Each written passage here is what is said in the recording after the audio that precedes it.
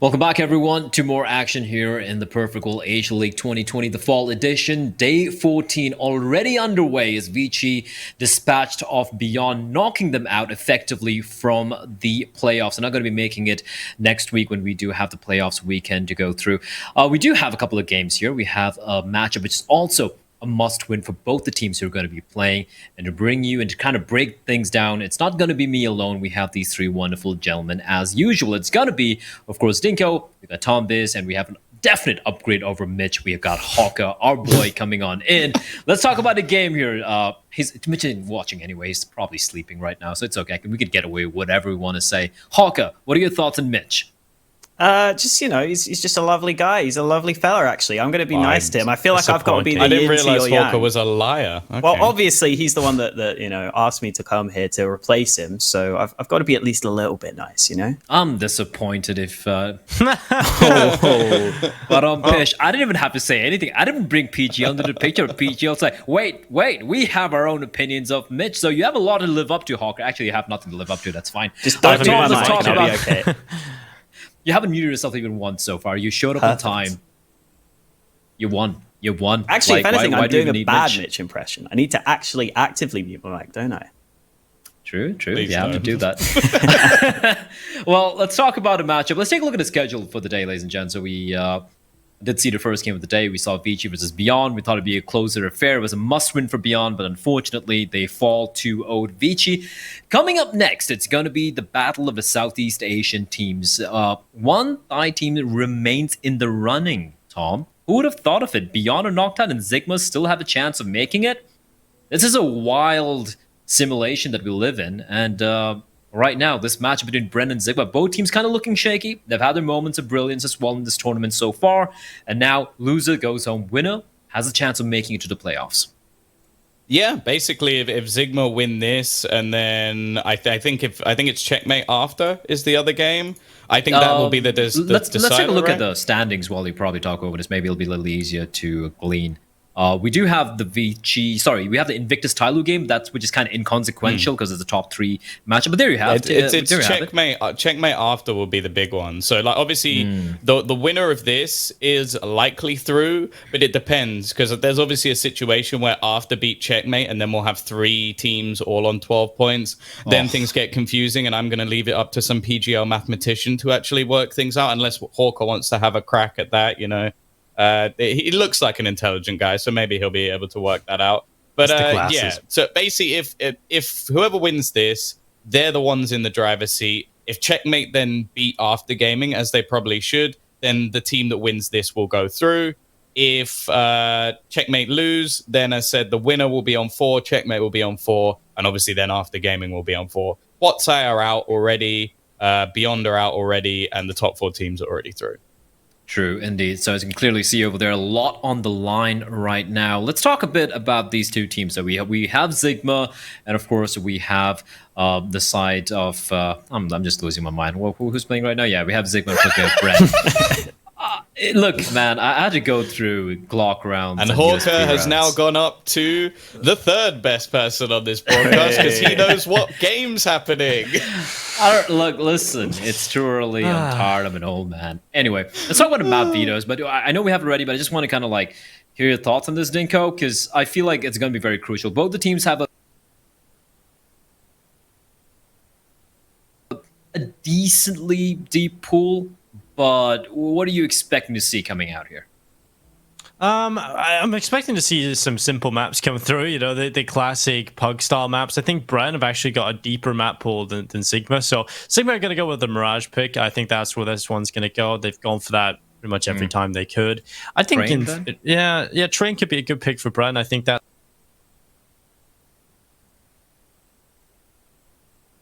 one of the maps where they'll actually have a big advantage going up against ZIGMA, and I think that's where they'll feel comfortable. So they're the first two maps coming in, and then going into the third. Now, I could see, honestly, ZIGMA decided to ban out Dust 2 a few times, so I wouldn't say that one. Maybe Inferno. It's I think the best it could be map like a of bit Bren as well, right? They could go for Punish Ban. Yeah, I think I could be see an Inferno maybe. There we go. Third map. As you predicted. Spot on. Spot on. Good stuff, Dinko. Look at you. Yeah, you're getting stuff right. Better than Give me. yourself you know? a pat on the back. Yeah, I don't even have a Paddy O'Shea. That's Yeah, pattyoshea.org, not really helping you out, and yet you nail it. Trained pick from Bren. Now, the stats aren't that good on it, Hawka, but they do have a lot of games played there, and even the losses have been against some of the higher tier opposition, right? Then you have ZIGMA with the Mirage. I mean, there's not much And to talk after about gaming. it. I'm sorry? They also lost to after Oh, yeah. gaming. I'm not putting that as top listen, tier opposition. you can't diss after gaming, okay? Like, they got I Sakai. just did. They got Sakai, okay? They got Sakai. You can't diss that guy. And of course, heading into the final map, if we do go to it, I feel it's very 50-50. Hawka, I don't know. Like, Mirage, Bren seemed pretty comfortable in Mirage. Not the best, but they have played it quite often. Do you see, which way do you see this one swinging? I'm going to ask you to like break this map down at the same time, kind of give us your thoughts on who you think is going to be getting knocked out here.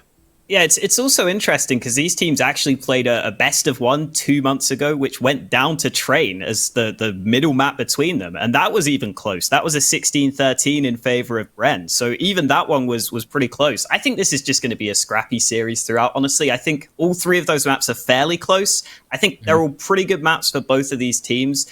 I just think, for me in general, it probably comes down to Bren just having the slightly better star players. I think Derek and Papi Chulo has also been pretty good in some of the aggressive spots on this team. For me, that might be the slight difference maker, but man, we've seen these teams have the same records. They are really closely matched. They are very much closely matched. And Tom, we talk about Derek on the side of Bren, like Papi Chulo, as Alex just brought up over there. For the side of ZIGMA, doesn't really seem to be anyone really steps up, right? As a team, they seem to be kind of even when it comes to the killing department, the fragging department. Like, you have Niffy stepping up at times, and you have Reality Jesus with the AWP. Doesn't really seem to be a star player like a Derek, like an Olivia, or like a, let's say, a Jam Young for that matter. Well, that's been the weird thing. Like, for example, the main surprise we've had from them was the big victory they got over Checkmate. And Just Cause was the best player in that match by quite a hefty margin. He is their worst rated player by quite a margin as well, overall. So I don't think there's going to be a lot of logic when it comes to sort of predicting in ZIGMA's favor. They've proven this tournament that they can have these step up matches. And obviously, it's always ridiculous looking at stats when it's regional based and when we don't really understand like the other matches they played more in depth, or we haven't seen them, I guess you could say. So I think it's just going to come down to if they can play confidently. They got rolling versus Checkmate. They look fantastic in that match. If they can do that again, they can win. If not, Bren are probably going to do what are expected of them. All right, let's take a very, well, I think we're pretty much ready to jump into the game. But before that, quick predictions. Hawka, let's start with you. I'm thinking you're going to go the way, let me talk to Paddy O'Shea. I think you're going to go the way of Bren. Yeah. Do the accent. No, I can't. I'm not. No. It's like the half Asian, half He's Irish. he's a Chinese Irish ghost. Okay, you probably have no idea what you're talking about. I'm Good lost, for you. mate. I'm lost. You don't need to. You don't need to know who Paddy O'Shea is. That's fine. Give me your predictions. Bren, 2-0, 2-1? I'm going Bren 2-1. I think, like I said, I think it's just going to be a scrappy series. I think that ZIGMA can at least get a map. But Bren, I think, like I was saying, they just have the slightly better players for me. And as you said, ZIGMA just not having that clear standout player for me, which is maybe why I'm not leaning towards them as much. But honestly, who knows, man? I feel like this one is kind of a coin flip to me.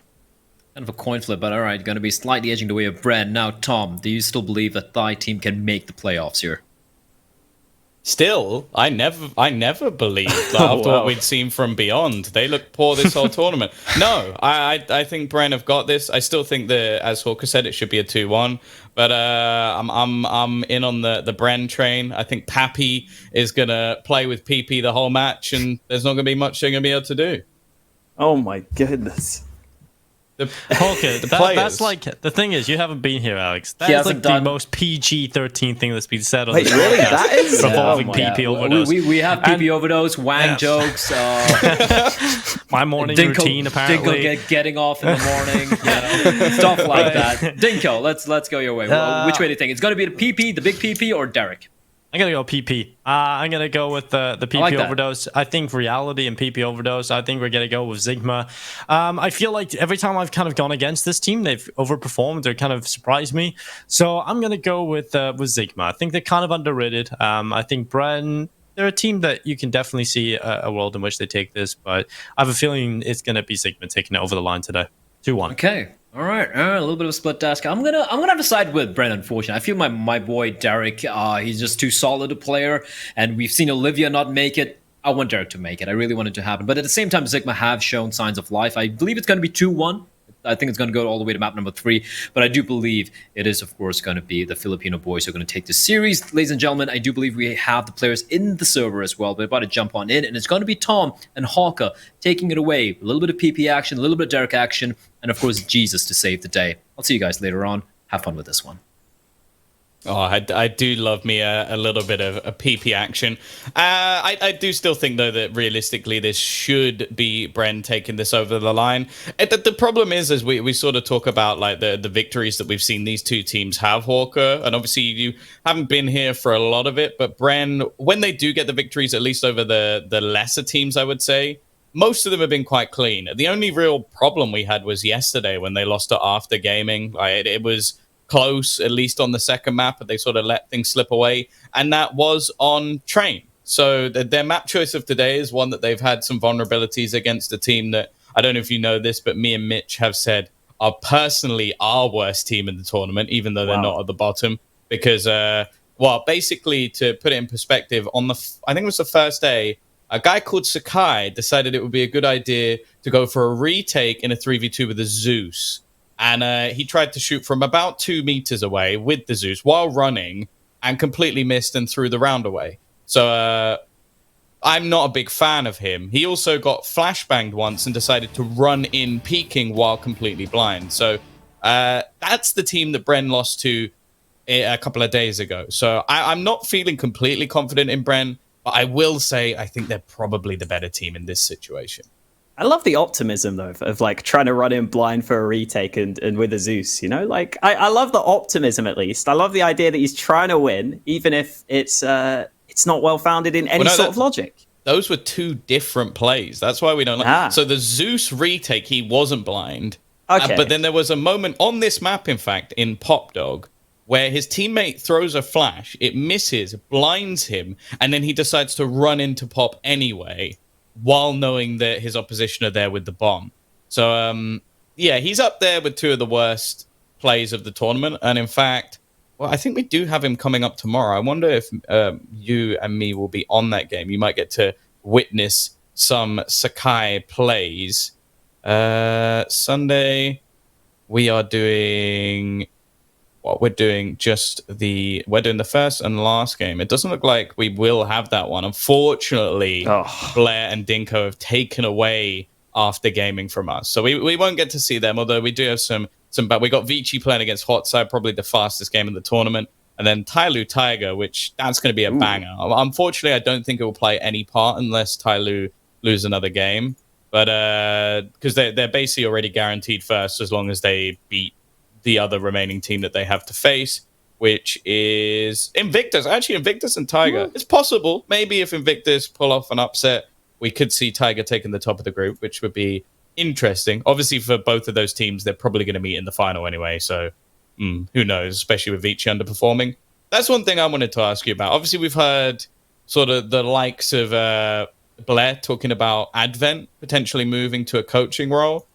We've seen it happen with Hunden, and it was a great success. Do you think Advent would have the same amount of success, like someone who's not fragging that well at the moment and clearly a mastermind in China? Yeah, I think that could work for sure. It's I guess more the question is always going to be, do you have someone who's going to be able to work well enough with Advent to actually translate that into the server? And you look at the Heroic lineup, and I feel like Cadian throughout his career, he's never really been that guy who's always been that consistent leader, but it's worked out for them now. So I think it would more be about having someone who has the experience level to actually get to that point, right? I think that's the most important thing to have if you're going to make that move. I don't think they need to make that move yet, though. Like we saw in that series, Advent was actually fragging decently, way better than he usually does, at least. So I don't know that they need to make that move yet, but it's got to be something they're thinking about. Yeah, I guess the one caveat I would put on that is that Advent were fragging against the most underperforming team in this tournament. Like, if you look at the other teams that we have at the bottom, like, sure, we might harp on about like After Gaming and Hotsai. The tweet that went out yesterday was absolutely hilarious. It was along the lines of two of their players are in school. Our in-game leader wakes up 5 minutes before the match. Someone's playing PUBG or something. And yeah, one's playing PUBG, and our in-game leader calls like an idiot. So that's the team who's currently at the bottom of the board, and Beyond only have 2 more wins than them. So that sort of puts into perspective. The other teams at the bottom are currently ZIGMA, but obviously if they win this game, that will change. And Bren on the same points, and then the other is After Gaming. So the fact that Vici have got 5 wins, they're looking to potentially be the best team in the whole of Asia, and they've lost to Tiger, who I don't think will be able to beat Tyloo. They've lost to Checkmate, who are a team that we've never seen before other than in this tournament, and have definitely made a name for themselves, but have played with a stand-in because one of their players has a broken hand from punching the desk so hard when he won. Yeah, I heard He celebrated getting qualifying, and he broke his hand. And then obviously the other loss they had to Tyloo. So they're not quite in the form that we want to see them in. But obviously, there's something that we always talk about. You might be interested in this. Is do you see any correlation between playoffs and group stages? Because I think we've learned in the past, at least from like big events, that ultimately the group stages are meaningless once we get into that latter stage. Yeah, it felt like that last time because I came in for the playoffs last time round, and I remember Tiger were doing pretty damn well in the group stages, and it just didn't really happen for them at that same level in the playoffs. So I definitely want to see Tiger doing well this tournament, man. I really enjoy watching that team. I think they have a good amount of talent. I think if they can get it all together, they could actually be the team that maybe could challenge Tyloo. I feel like if they hit their peak, for me, Tiger are the team that I want to see challenging Tyloo. And, Vici are obviously capable of that as well. There are a couple of other teams. Invictus actually had a really close series against Tyloo last time out in that previous tournament. They actually played them really close in the playoffs. So there are a couple of teams here that seem to be able to at least compete with Tyloo. But yeah, it's not quite seeing the level once we reach the playoffs. That has seemed to be the difference, I think, for Tyloo, just to have the edge over everyone else. Obviously, the way that the group stage is working is it's a round robin for anybody who doesn't know. So there's not been like any what I would call like upper bracket, lower bracket elimination games, nothing like that until now. Because this, for anybody wondering, is technically an elimination game. The loser is 100% out. There's no way that they can get through because we would have obviously Tyloo 7 wins, Tiger 6 wins, Invictus 5, Vici 4, Checkmate 4. Obviously, Vici still have a couple of games in hand, so they could still get up to like a slightly higher standing. But for the teams that are currently Beyond, they've got 3, so they're out. Either Bren or ZIGMA will get into that 6th place for now, and then you've got After Gaming, who are also on 3 wins. So this is the chance for one of these teams to have a chance at survival. Because, as said, if After win, then it becomes very confusing because I think it comes down to maybe map difference or something like that. I know that the guys at Perfect World will be calculating everything for us so that idiots like us don't have to. And so what that basically means is like there would be a 3-way tie on wins. So for the loser of this, they would be on only 3 wins and they will be out. So this is a pretty crucial match. And getting back to it, I do sort of the problem I have with ZIGMA is they're one of those teams that like have big holes within their map pool. Like we haven't seen much of them at all. You've got the likes of Mirage, Inferno, Nuke that they've at least played a handful of times. The majority, though, don't actually have any statistics at all. So I know for you, that's probably a little bit heartbreaking because I know you as well as Mitch do like your stats when it comes to the maps.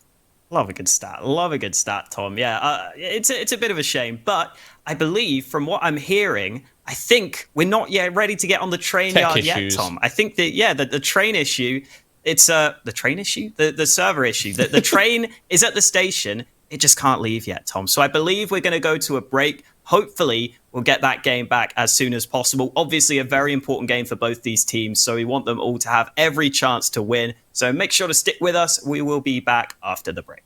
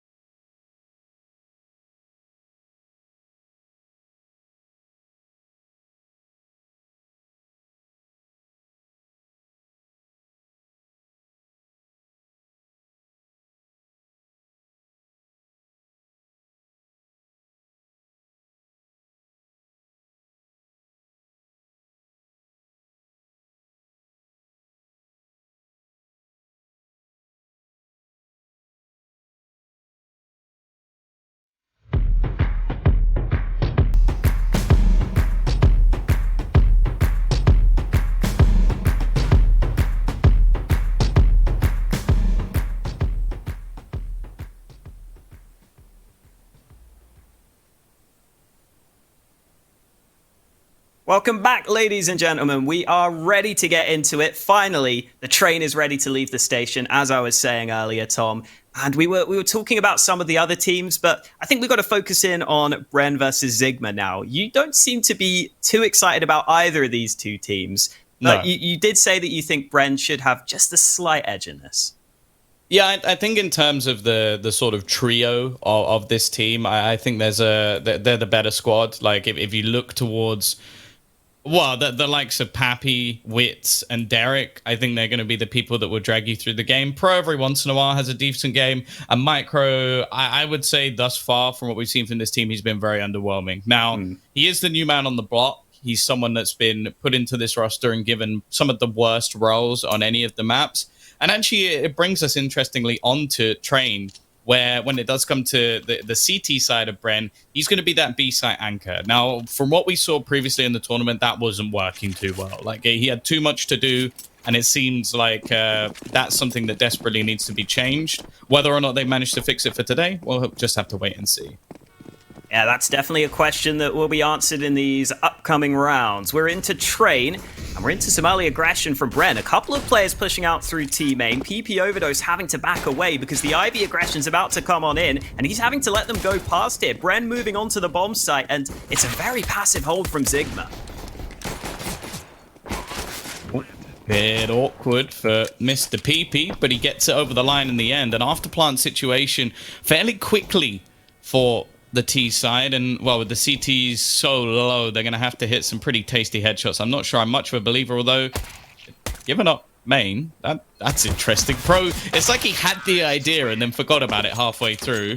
Goldfish memory, perhaps, but it is going to be Bren taking the pistol round and fairly easily. And this is something that we've witnessed quite a lot in this tournament, Hawker, where teams are not that great on the CT side of this map. And I think a lot of that comes down to utility usage and synergy. I've not been impressed with how teams have been able to delay A-main control, which is not an easy thing to do, but it's a worry that they don't seem to have much adaptation in that regard. Yeah, even over in Europe, there was that like 3-month period where Carrigan just seemed to run out of A main every round and no one seemed to be able to stop him. So it's definitely something that takes some getting used to. It's definitely something that's not easy always on that CT side, but that's something I've definitely noticed as well in Asia. It seems like Train is basically a balanced map, honestly. Teams are getting a lot of T rounds on this. So it's a good start for Bren, but they've got to deal with this force buy. Plenty of weapons in play, including the Mag 7. Not anymore, though. Derek just rounds that corner, and now ZIGMA have to rotate because they've got no one anywhere near that B site.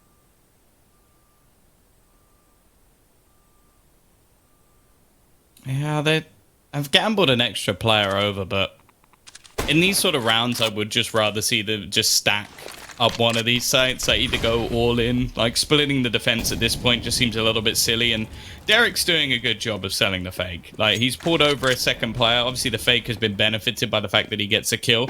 Rolex is in a very good position, though, and it's almost as if he didn't expect it to be there, but Derek still gets the kill. I'm not quite sure how. Another tag coming in off the back of the scout, but the bomb is going to be able to make its way onto the site, and again, an after-plant position will ensue. And with not much into this round whatsoever, well, I was going to say I'd like to see them hold on to some of the weaponry, but it looks like they're content with just doing some damage. Okay. Reality, landing some scout shots. Not going to be landing that one, though. He was caught reloading, so Wits can take him away at the end.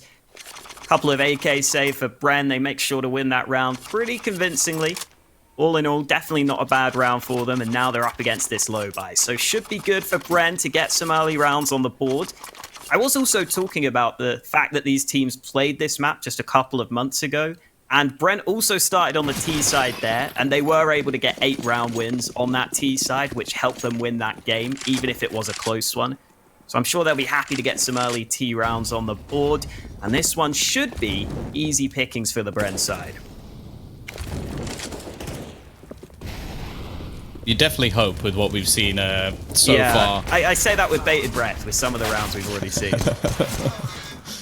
Luckily, it doesn't seem like they're going to be making the same mistake. That's the thing. If one of these rounds happens on Train, I think I'm out. Like on other maps, it's still very, very bad. But on train, there's so many like benefits to the rifles in terms of long range duels. That's why we see double AWPs come in so regularly.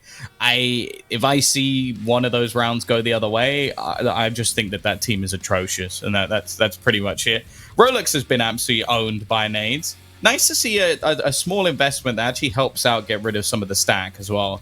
Like with utility being somewhat underwhelming, like the fact that I think there was a highlight stat in the last map where somebody had used 7 flashbangs, and that was like the highlight. What is going on here?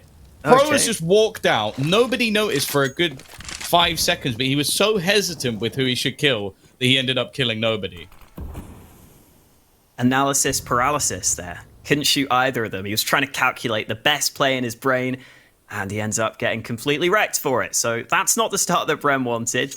Bit of a weird one at the start of the round, but ZIGMA are obviously going to take this all day long. They've got 2 clean kills. They've got 2 upgraded AKs now for the CT hold. This is a round that ZIGMA should really be winning almost every time from here. They've even got the AWP for reality, so there's really no excuse for them. Unless Bren lands some unbelievable shots, the trade should be good enough to win this one for ZIGMA, and reality, missing the first man, but he's still got a second chance, and he makes the most of it. Another shot for ZIGMA, another one on the board. And this should be ZIGMA's first round about to come down. It is Derek still alive, but there's only so much one man should be able to do, Tom. Well, thankfully, Reality Jesus is going to get the job done before anything gets out of control. A decent first round win as well. Like, they're going to build up some extra finances. Of course, for Bren, that was somewhat of a bonus round, although they had 4 rifles, so I'm not really going to give them that excuse. I think that realistically, that was more Pro's mistake than anything else. It's one of those situations where you can understand what he was trying to do. He was trying to make sure he guaranteed 2 kills, but instead guaranteed 0. And when it comes to being an entry fragger on a map like Train, I feel like you need to be just taking the frags you can get. Like, stop trying to like be the hero every single round, because a 1-for-1 trade on this map is actually super impactful. Yeah, absolutely. If you can get just that 1-for-1 on Train, you're normally pretty happy with that. It does cause a lot of issues for that CT hold. You have to start thinking about how many players you're going to put towards that B site. You're probably only going to have 1 at that point. So it's definitely worthwhile to get just that 1 kill. Unfortunately, didn't happen that time round. We've got the AWP out for Wits on the Bren side of things. Both these AWPers are actually fairly aggressive, fairly active, at least according to the stats, compared to some of the other AWPers on their T side, on trying to go for these picks. I'll see if that happens in this round, because the flashes are coming through, and reality is the first man ready on the hole. Yeah, good start again. A bit of an awkward spray down, and the T's are just giving so much space to these battles to come in. The flank is already in as well. I don't even know if they're going to get a single kill. Well, Micro will get 1, but yeah, that was sloppy. Like, again, like, not isolating any of the picks. It almost seemed like they were just on a bit of a jaunt down into the B site, and oh, maybe bird watching or something, because it seemed like they weren't paying attention to any of the players at least. Yeah, especially on Train, you need those nades to be really on point, right? On both sides of the map, really. Especially on B, though. I feel like you've got to have either very, very good flashbangs or just smokes to make sure you can get towards that site. Because reality gets that first kill so fast, then they kind of get slowed down slightly, and it's just a really quick rotation from ZIGMA. They just get everyone over to that bomb site. I think it was 4 separate players getting the kills on towards B because they were all there so fast. And now Bren have very little to work with in this round. It should be ZIGMA bouncing back to a 3-3 scoreline, which is a pretty good start for them, all things considered. As soon as they've got the guns out, they've been doing the damage.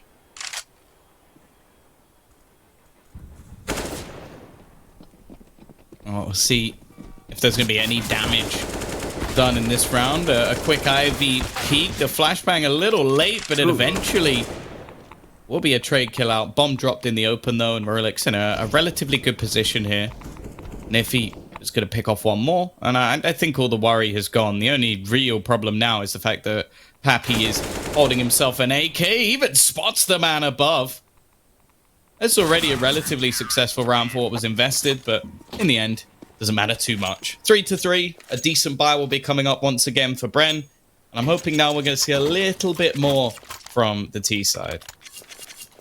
There's also the opportunity for that double AWP setup if the CTs want it. Normally very common on Train. As you said earlier, lots of long-range angles you can put to use. I don't think we're seeing that second AWP, though. Just Reality sticking with the sniper for now. It's been working for them, so there's no need to switch it up just yet. As you said, this is where I think we need to see something a bit more confident from Bren, a bit more good-looking, because these early rounds haven't exactly been ideal for them. Now they've got the guns in their hands. They are just going to slow things down at the start of this round. Fair bit of utility being used early by the CTs as well. And Just Cause is getting ready for this flash peek in. Derek just went off the angle though. So luckily for him, he's not going to be caught out early. And you can see that Derek's very ready for this player to be close by, but he won't get the chance to pull the trigger just yet.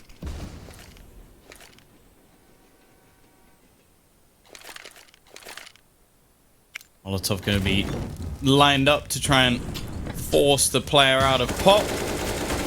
Rolex just moves forward. I kind of respect that.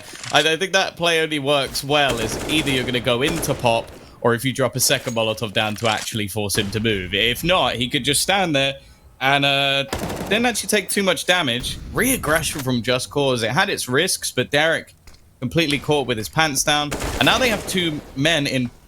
Now they have one man in pop. He's not going to know that Niffy's here, so this should be a free kill nonetheless. Pro, I think he's actually watching behind. So he's... Oh no! What are you doing, Niffy? Why would you do that? Did he just walk into the spray? He walked into the spray. He walked into the bullets. Pro's now wide peak to try and help out PP Overdose. Niffy might have just thrown that round away. All he had to do was be patient. Instead, though, PP Overdose is trying his best to bring this one back. It's a 1 versus 1. Wits, 100 HP. The cross didn't need to do that, but I guess he wanted to save a position. 20 seconds left. The kit available. Both players low. But with an AWP on the other side, it's definitely not the ideal weapon. I think PP might just have this, but no! The no-scope in the last second from Wits is enough to gain them their 4th round. Niffy, what on earth are you doing? Even in that 1v1, so Wits crosses over into the open, he gets to E-Box, then he scopes in at E-Box, giving away his position, and then he ends up getting a no-scope anyway. I just don't understand this round. Pro is just like, oh, hello, yeah, okay. You're just going to walk in behind me, I'll take that kill. And then this was the no-scope from Wits. It gave away his position to begin with, but he's not going to care. He's won his team the round, and Bren are into the lead, at least for now. I can't tell if ZIGMA actually communicated at all in that round. Because why would you peek out so that you're open to pop when you know that your teammate's in pop with a guy behind him? Like, all he had to do was wait. That was it. If the CT side waited just a few seconds, they win that round. Now, the money's not great, but it doesn't matter. Great work from Derek to kick things off. A double dig to set them up with what should be a round victory. And especially as he was just selling a bit of a fake, they've still got the main force of this squad setting up over to Ivy. They've taken a long time, though. Considering the 2 kills came in a while ago, they should expect now that there's going to be a few players wandering around. PP Overdose, with the AWP in hand, is going to be peeking into the angle. In fact, he's going to go wandering, and that's enough for Micro to get the information. Sure, there's a player in A main, but it's Niffy, and well, I don't expect anything from him anymore, as he's left with just a pistol anyway. Nice shot from Rolex, but this should be the save. Really, Nifty should push all the way around and go get that gun. And then they save. There's no point in him going for a 1 versus 4 with a CZ. Absolutely the correct call here. Rolex is still seeing if he can hold on to this position. There is a man between the 2 CTs, though. Happy is towards this position, so Niffy has got to be aware of that. Oh, the timing's lovely. He gets that kill onto Pro, drops down the pop dog, and tries to come back up. He's not ready for Pappy's position, though. Now Rolex needs to land these shots. Good kill onto the first. I think he should be safe from here. Brenner a bit too far away to be able to deny him. So an AWP should be carried over. That gives ZIGMA something to work with in this next round. I'm also interested to see if ZIGMA continue with this B aggression. In these early gun rounds, they've been pretty focused on trying to get some aggression towards B, trying to see if they can pick off Derek early. But in that round, it cost them. These shots from Derek were fantastic. Yeah, for sure. I still don't quite understand why Niffy went down. Like, I know that there was a gun down there, but his teammate had already dropped an M4, so... Like, you basically have the choice, Hawker, of a guaranteed M4 or a possible AK. Now, I get that an AK is a better gun. Don't get me wrong, people at home, I get it. But a guaranteed M4 is probably the smart decision. I guess that's what we're learning from Niffy so far, that, maybe his head's screwed on a little bit backwards. Oh, that was long range. It didn't really look like it was that close. Reality Jesus has also picked up the AWP. At a minimum, they're making this round very, very costly. Okay, then. I'd see you, Reality Jesus. Turning water into wine, getting kills through smoke. They both seem to fit within the same bracket of miracles. Micro and Wits, they've actually got to make a play here. And this time, the flank coming out from Niffy could actually be impactful. They should be aware of the possibility of A main. He's picked up the AK, looking for the free kill, but he's now been spotted. He hits the shot.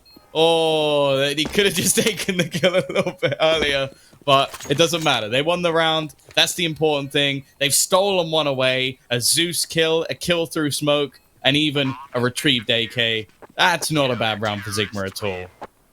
Yeah, Reality getting rolling with the AWP as well. 10 kills on the board already. There's that Zeus kill. That is pretty far away. For a Zeus, that is pretty far away. And then Reality, first shot's good. Second shot is even better. Through the smoke, he just gets the timing perfect. And that really made the difference, because from this point on, his team could get the guns. It started to become much more easy because Bren couldn't watch as many angles. So really good stuff there in that round. And again, Bren have to go back down to pistols. ZIGMA have done a really solid job at just grinding their way back into this game.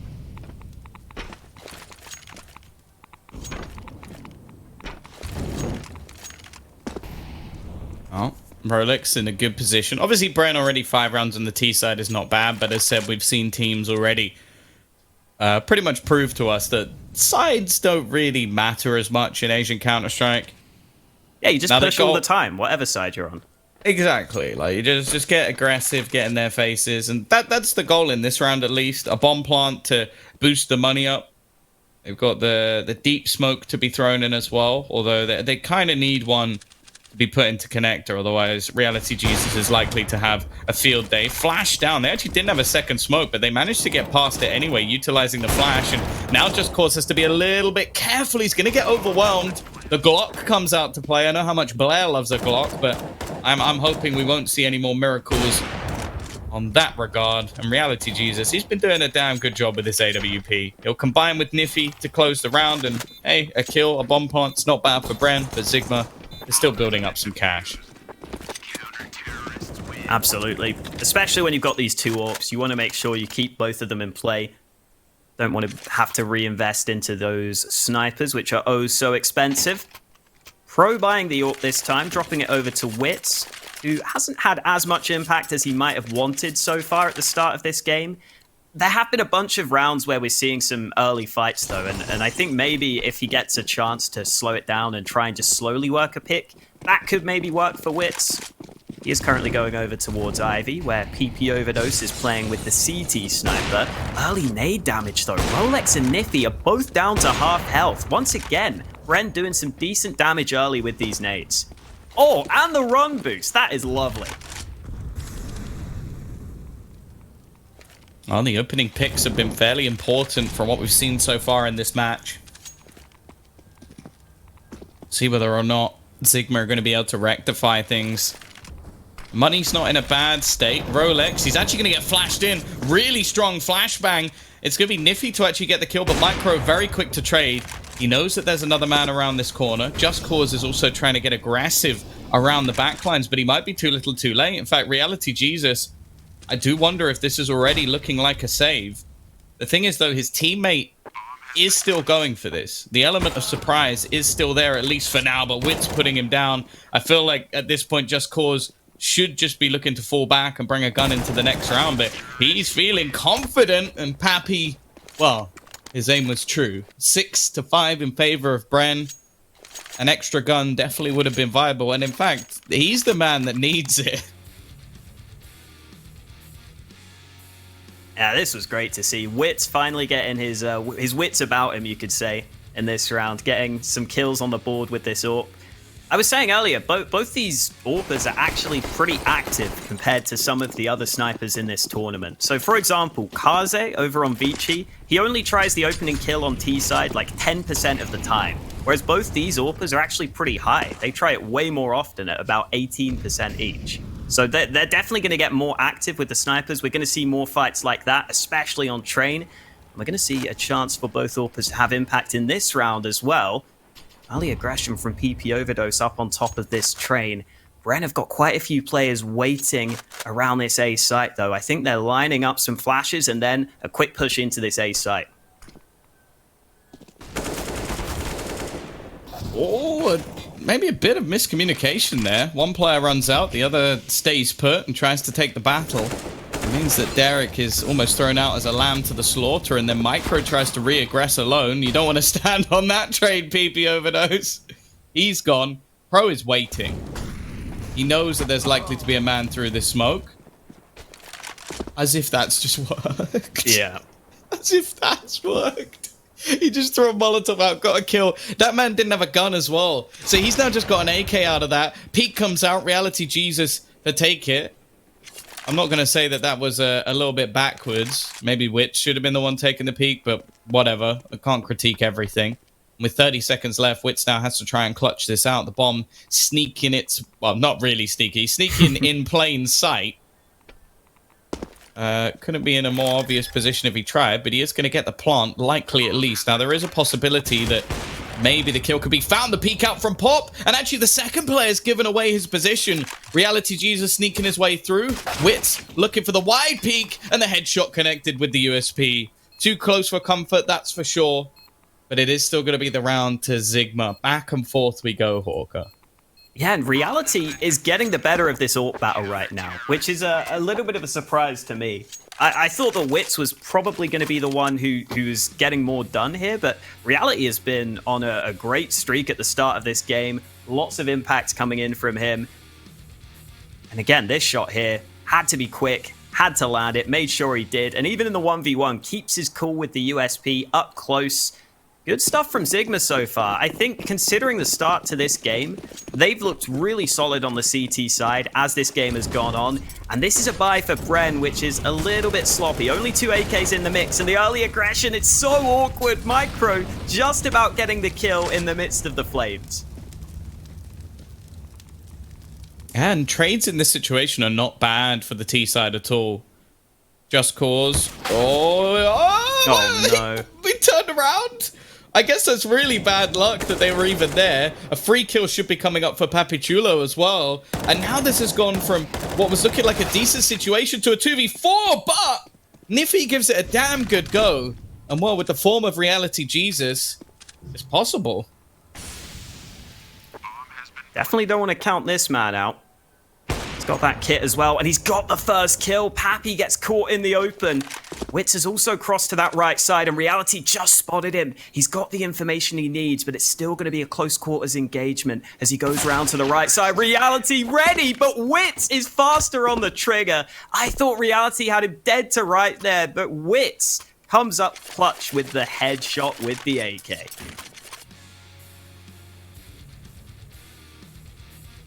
Way too close for comfort. Micro, I appreciate the sort of all-in play, but at the same time, I'm not sure how necessary it was.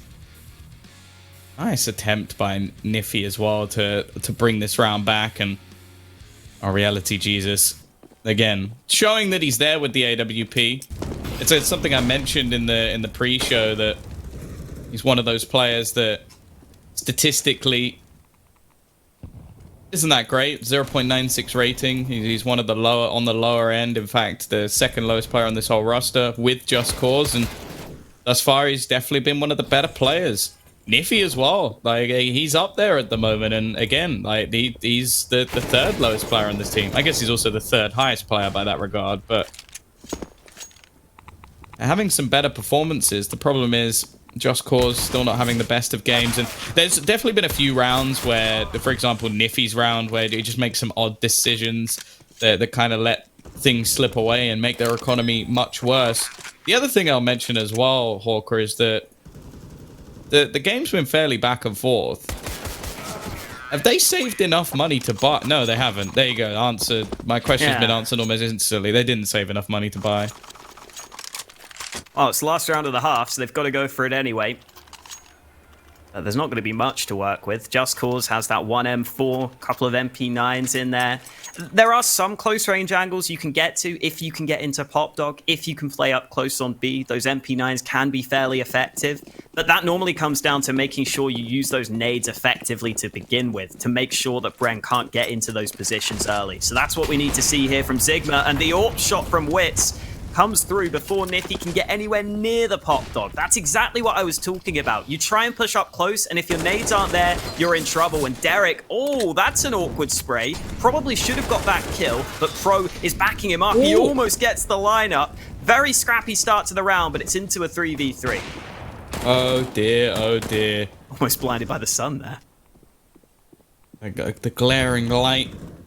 Obviously, being a gamer, he's never seen that before, but it seems like it's worked out on his watch, as it will be Bren taking the half, which of course is still very, very good. And it's been a weird one, because there's been so many moments where it seemed like ZIGMA were about to take the lead and dominate. It's also been weird because I don't think we saw any proper B executions. It was only with pistols that they went towards the B site. It was always A.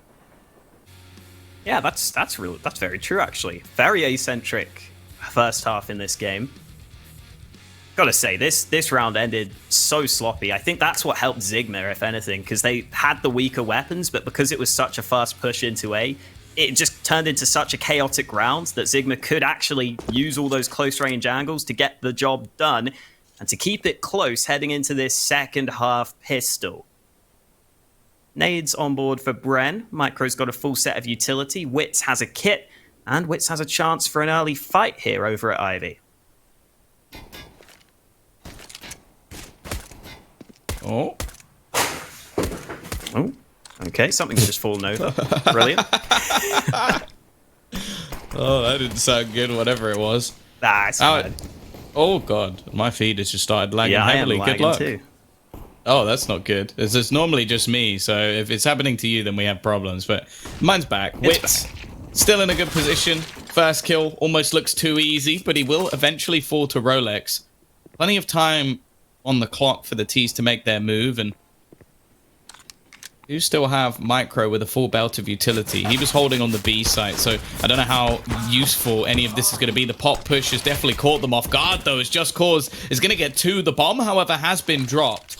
Now, there is a kit, but it's on Ivy. So, realistically, the CT side are going to want to try and deny this bomb plant. A flank from Pro could actually work out for them. He might get the freebie, but the problem is these are the sort of things that make me call into question some of the decision-making. Yeah. You know you have a flank. Why peek?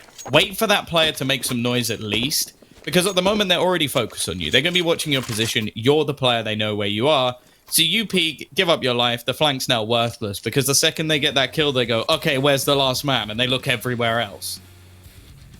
Absolutely. And if you are thinking of peeking there, if you're Micro, at least maybe just throw the flashbang first, right? Do something to try and make it possible for you, because otherwise I just don't think you're ever winning that fight. And then Pro is just in a position where all of a sudden they are looking at him. So a bit of a mistake, I think, there. Doesn't allow the opportunity for the flank to come through. You're absolutely right on that one. And that brings us back to an even scoreline. I always get scared when I see the Scout and the Deegs on the CT side, though. These guns can be surprisingly effective at long range. If your aim's on point, you just need a couple of headshots on train to really get you into this round. Wits has been smoked off early, so he'll look for a different angle. As it stands, ZIGMA taking it slow, taking their time, which is exactly what I'd do in this round too, Tom. So I'm happy. For now.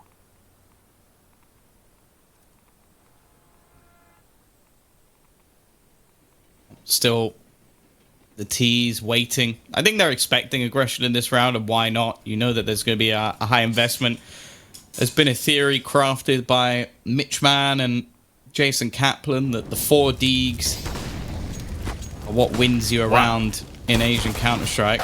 Molotov going to force Derek off. He tries to stay low, but that doesn't stop him taking his head off. Witz has also found a couple with the Scout, but might not quite be enough. They've made this round costly, but it was a full investment, so it's not really much of a saving grace. Happy Chulo hunting for blood and ends up finding his own. It is going to be 9-8 in favor of ZIGMA, and the CTs have no choice but to save.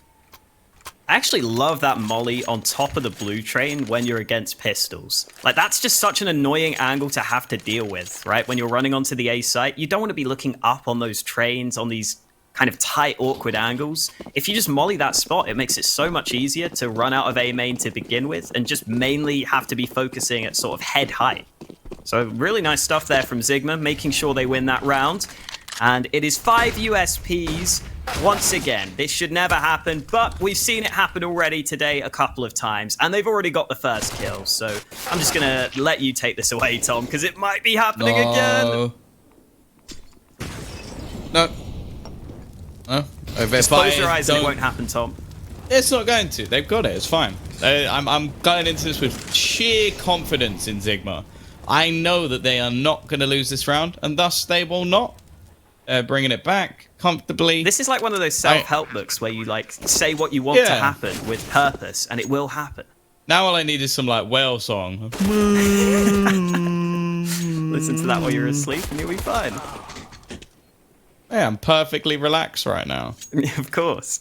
By the way, I have no idea if that was anything like a whale song, but we're just going to assume that it was. And if you disagree with me, then I don't know, cry about it. 15 seconds left on the clock. No chance for Derek in this round. Chancellor just going to go hunting in. PP Overdose will get a free kill towards the end. So ZIGMA, they are going to convert this a little bit dicey towards the beginning. And a couple of extra kills for the CT side. Although it may seem menial, it's going to be quite beneficial for them, at least making sure that they have those extra grenades. Now, Orb's up for Wits. This is where things get exciting. He's been their best player so far, and he hasn't even got to play Orb on the CT side yet. So he should be someone to watch for sure. I want to see more from Papi Chulo, though. I said that Papi's going to handle the PP in this one, and thus far he's not lived up to that name. Yeah, definitely want to see more out of some of the other Bren players. I'm with you. Looked like ZIGMA were thinking about some early B aggression. They were all grouped up there, but the early Molotov had given them some second thoughts, given them some different ideas. I actually don't mind ZIGMA just sticking together as 5 here. Normally, I wouldn't like this because you have the chance of losing map control, but I think in Asian Counter-Strike, as long as you're sticking together and trying to trade, it will probably end up okay for you. And right now, it seems to be going fine for them at the start of this round. Still plenty of nades for the T side as well. And you can see some of those players lining up some of those lineups onto the A site. As you said earlier, Tom, it's been a very A-centric game so far. And I think we're about to get another round towards this A site. It's funny because I actually think so far this tournament, I have witnessed the weakest B holds ever. So the fact that we're seeing teams go towards A, it's almost like they want to brawl. Papi Chulo, he's left blind. He still manages one, a second as well for him. I said I wanted to step up, but that's a huge moment for the round at least. It leaves Reality Jesus, best player in the server so far, to try and find a quad kill to win this round. He might get the first batchy turnaround from Derek. Sixth Sense gives him the information that there's a player there, and they're going to break the T's down quite easily. And the problem is that should have been more of a bonus round. They're actually not even going to buy. I thought we might see Niffy at least go for like a hero AK. Like, he went into this round with over $6,000. But instead, it looks like he's going to share the wealth, throw over a couple of deeks here and there, and they're just going to try and do some damage with the pistols. Solid Shutdown from Bren on this A site. As you said earlier, you said that some of these teams have had weak B holds from what you've seen. Maybe they've just had a gentleman's agreement. Let's just only ever use the A site, right? We all suck at holding B, so we all just go A, and then we're fine. We'll have a competitive game on our hands, which we have right now. Nice kill from Except Pappy. in pistol rounds. In pistol rounds, you can go where you want. Yeah. Those are the Asian Counter-Strike rules. First rule of Asian Counter-Strike. Well, don't talk about Asian Counter-Strike. Well, I think we've all broken that rule. It's literally my job to talk about Asian Counter-Strike right now, so unfortunately, I will never be in Asian Counter-Strike club. I'm not allowed to talk about Asian Counter-Strike, otherwise I'll be kicked out of Asian Counter-Strike. Oh, Niffy. He's been alright so far. Like, he's had some moments where I don't agree with his decision-making, but that is normal. But in terms of aim, he's not been bad. 10-10, couple of kills off the back of the Deegs. Now, they can juggle the AWP over, which I kind of hope they do, because the AWP on the CT side was incredible. And I think it might be a bit of a bold thing to say, but I genuinely believe on this map, the AWP is more integral on the T side. I think a lot of teams really suck at getting opening picks, and I think there's a lot of opportunities, especially around the A side, for teams to work the pick. Maybe not necessarily in the highest level of train play, but this level, I think a T side AWP's pretty important. Oh, wow. Nice. It's getting aggressive alongside Pappy, both of them getting involved early in this round, and we are starting to see more out of Pappy now. As soon as you ask for him to step up, Tom, he's delivered, and Derek delivers death and destruction through the smoke. The AK might go for more here as well. EP Overdose, the last man, doesn't even want to go close to that smoke because he knows it is not going to be fun for him. Oh, it's not fun. Jeez, Derek. Like, he was having an okay game up until this point, but damn, that was disgusting. Obviously, the second kill, there was someone shooting back at him, so like it's not as amazing as maybe it seems, but still to get a headshot through smoke's pretty tasty. The T's back down once again with some poor financial positions, and I really want to see ZIGMA put some pressure on that B site. As said, I think Micro, from what we've seen so far across the whole tournament, has had some really weak performances. And he is currently the man at the bottom of the board, so everything points towards putting pressure on B. Even so much so that the CT side have taken full control. Now, I'm not a big fan of being this aggressive in a round where you know your opponents have pistols, or you should know, unless you've got an MP9, which they don't, but it does seem to be working relatively well so far. Yeah, the main thing is that Micro isn't pushing all the way through, at least. At least he's sitting here where you have some range, so if you're up against a Glock, you should win this fight. And indeed, he does. Micro getting a solid headshot to go his way, and Reality is also in trouble. So Micro getting a couple of easy kills on the board. And for Bren, this kill distribution is looking pretty solid right now. Pretty much everyone is having a similar level of success. They're all doing their bit for the team. It's led them to this point where they've got the 12-10 lead on their map pick. And at this point for ZIGMA, winning this gun round is going to be really important. If they lose this and then have to save, man, it's going to be quite a long way back for them. So a fair bit of pressure on for ZIGMA in this round.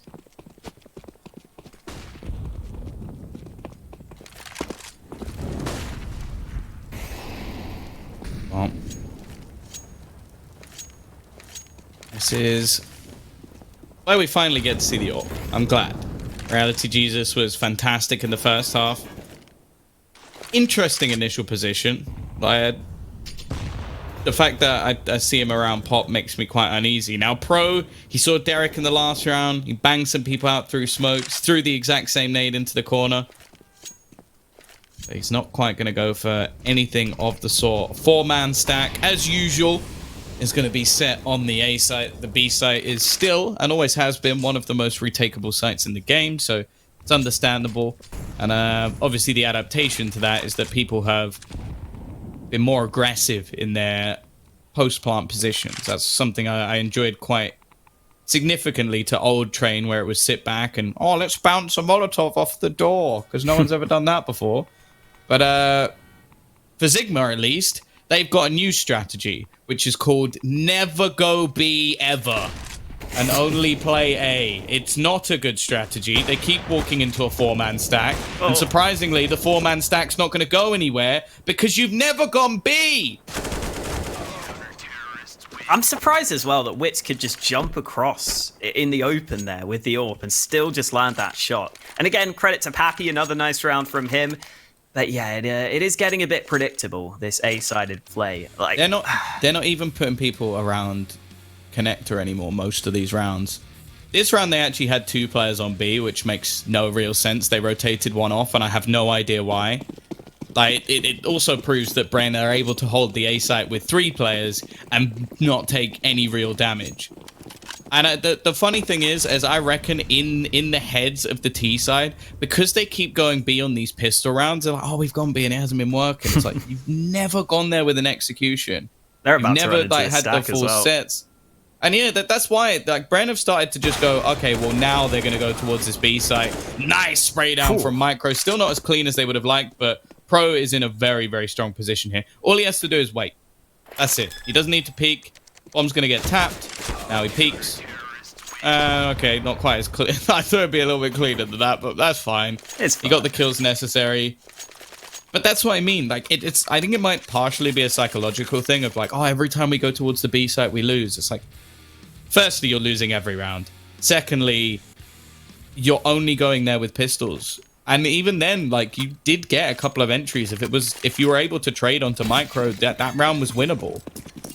But instead, I imagine we're just going to go back to them facing A again. Yeah, that was actually a really sick spray transfer from Micro. He went up to the headshot on the player slightly elevated and then back down again. I think that's just him being excellent. That's nothing taken away from ZIGMA there, really. And yeah, like you said, these gun rounds have been very, very, very one-dimensional onto this A side of the map. I don't mind them spreading out like this at the start of the round. At least put some pressure on the A side. It's come at a cost, though. Nifty's down to 22 health. Derek is just so good at getting damage through this smoke. Got to be very careful if you're going towards Ivy. I think ZIGMA will now start to be a bit more careful, realizing they're having some problems. Bren have again stacked 4 players on the A site in this round. I wonder why. I think ZIGMA, I mean, they're working up Ivy right now, so this might be another A plate. The bomb's actually going back B, I think, Tom. I can't quite believe what I'm seeing with my eyes. He's in A main. Oh, he's in A main. Oh, I always get that mixed up. Every time. Literally every time. I'm playing matchmaking and I'm like, my players are coming B with me. Oh, no. I'm going to be honest. I could have had my eyes closed and I would have been able to tell you that because they haven't gone B at all. True. So it's not that hard to predict. Now, Derek, this is the most one and done position I think I've ever seen. Like, they might not check the first player, but he should die here.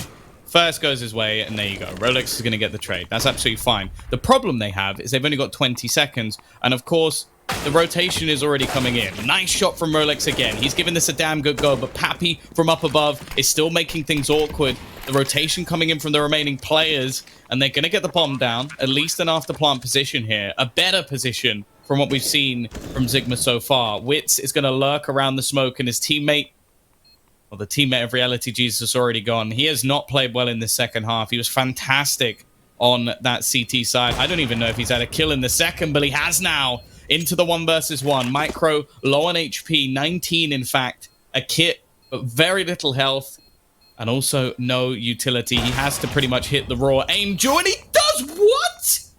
That's unbelievable. I don't know how Reality Jesus doesn't get that kill, but more so, I don't know how Micro just kills him through the wall. That was a drive-by, man. Oh, Micro just running into the open. Wow. That was dirty. And Micro's now joint top of the board. He's someone you pointed out as having some real struggles for this team. This game, I mean, partly he's been rotating away from B and been in these spots where he's been able to have impact, but he's just stepped up. That one round where he was tested on the B site, he absolutely delivered.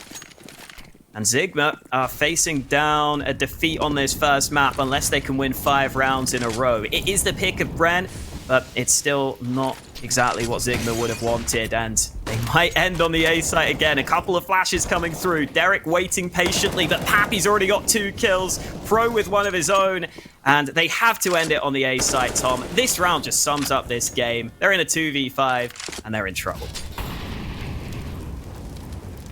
All this has taught me is that ZIGMA have watched 0 demos going into this match. 0. Because Well, let's put it this way. Dinko predicted that this would be Train. If Dinko can predict it's going to be Train, then ZIGMA should be able to predict that it's going to be Train, right? I think that's fair enough. Yeah. Like, I'm not going to go ahead and say that Dinko's a bad analyst or anything, but you are playing against them. You need to put the extra time in. He worked that out within a minute. So if he can work that out within a minute, you should know Train's coming up. If you know Train's coming up, you would know, as we know, that their weakness has been the B site of Micro. He has struggled to play that role. So then your response to that is to hit it 0 times. Blah. What? The bomb site B stands for bamboozling, is what we found out right now. That didn't make any sense. Like, this is something we've been talking about again and again. Every game of Train that Bren plays, but like the inner bomb site is a problem. Micro, I wouldn't say it's necessarily a liability, but they needed to have 2 players playing towards B just because it was so weak earlier, Dinko. And now, because they're not hitting B at all, they have 4 players just waiting towards the outer bomb site, and ZIGMA just don't adapt. Now, Dinko, try and explain this, because I feel Tom's mauled it already. I feel like teams that aren't very comfortable on Train almost fall into this mentality on the T side where they just rush A, right? They just keep doing the same A strat over and over again. And I really don't understand how they didn't explore the B bomb side at all, right? They coming into this tournament, it's $100,000. This is the biggest tournament in the region. All the best teams are here. If you're ZIGMA, you're in a must-win match. And clearly, like Tom says, they have not looked into the demos. And if they have, well, then they don't understand Counter-Strike. Because that B-bomb site was ridiculously weak and has been throughout this entire tournament for Bren. The B-bomb site on pretty much every map that has micro anchor in it has been a full weakness for the team. And ZIGMA continue to avoid it. They continue to hinder themselves and give themselves just a very difficult time on this attacking side. So, yeah, ZIGMA have themselves to blame here. It could have been a far closer match. They could have probably even brought it right to the 30th round and maybe even get the map win if they had played slightly better on this T site. If they'd gone towards that B-bomb site, they would have found so much more success. It's kind of ridiculous, and I'm kind of disappointed because $100,000 is a huge tournament. You don't want to go out and not put your best work in, and it's disappointing. I guess the one positive is we did see Reality play well on an op-centric map, so hopefully moving forward on to the next one, he can keep that up. I think the good thing going the way of both teams is there was no one really slacking behind Hawkeye when it comes to individual plays. Yeah, Just Cause was kind of quiet, but they really weren't getting anything done on the T side. Heading into Mirage, are you expecting more of the same, or do you feel ZIGMA's probably going to wake up? Because that second half was so uninspired, and it almost felt like to me they just banged their heads against the wall, hoping something would change. Yeah, I've got to agree with Dinko in that I think it was more seemingly just them probably not having that much experience on Train than anything else. Because, it's always the classic whenever you're in a pug, it's just, okay, I guess we just go A. Because if you don't have good nades towards B, it's pretty hard to get onto that B site at times. You know that there could be an AWP rotating over. So I'm going to put this more down to their maybe lack of experience, lack of ability to play Train. I think Mirage should be much easier for them. And like you were saying, that there were some upsides in terms of Reality showing up with the AWP, which should be something that can come through into Mirage as well. Well, into Mirage, we're going to be jumping on in. That's a map coming up next now. Can ZIGMA turn things around and maybe take us to Inferno? We don't know. We're going to be finding out again, reminding everyone that this is a must-win game for both the teams. Loser, well, they're going to go home or stay back at home. I don't know. Anyway, we're going to go to a very quick break, ladies and gentlemen, and we'll be back with more action here in PAL 2020 Fall.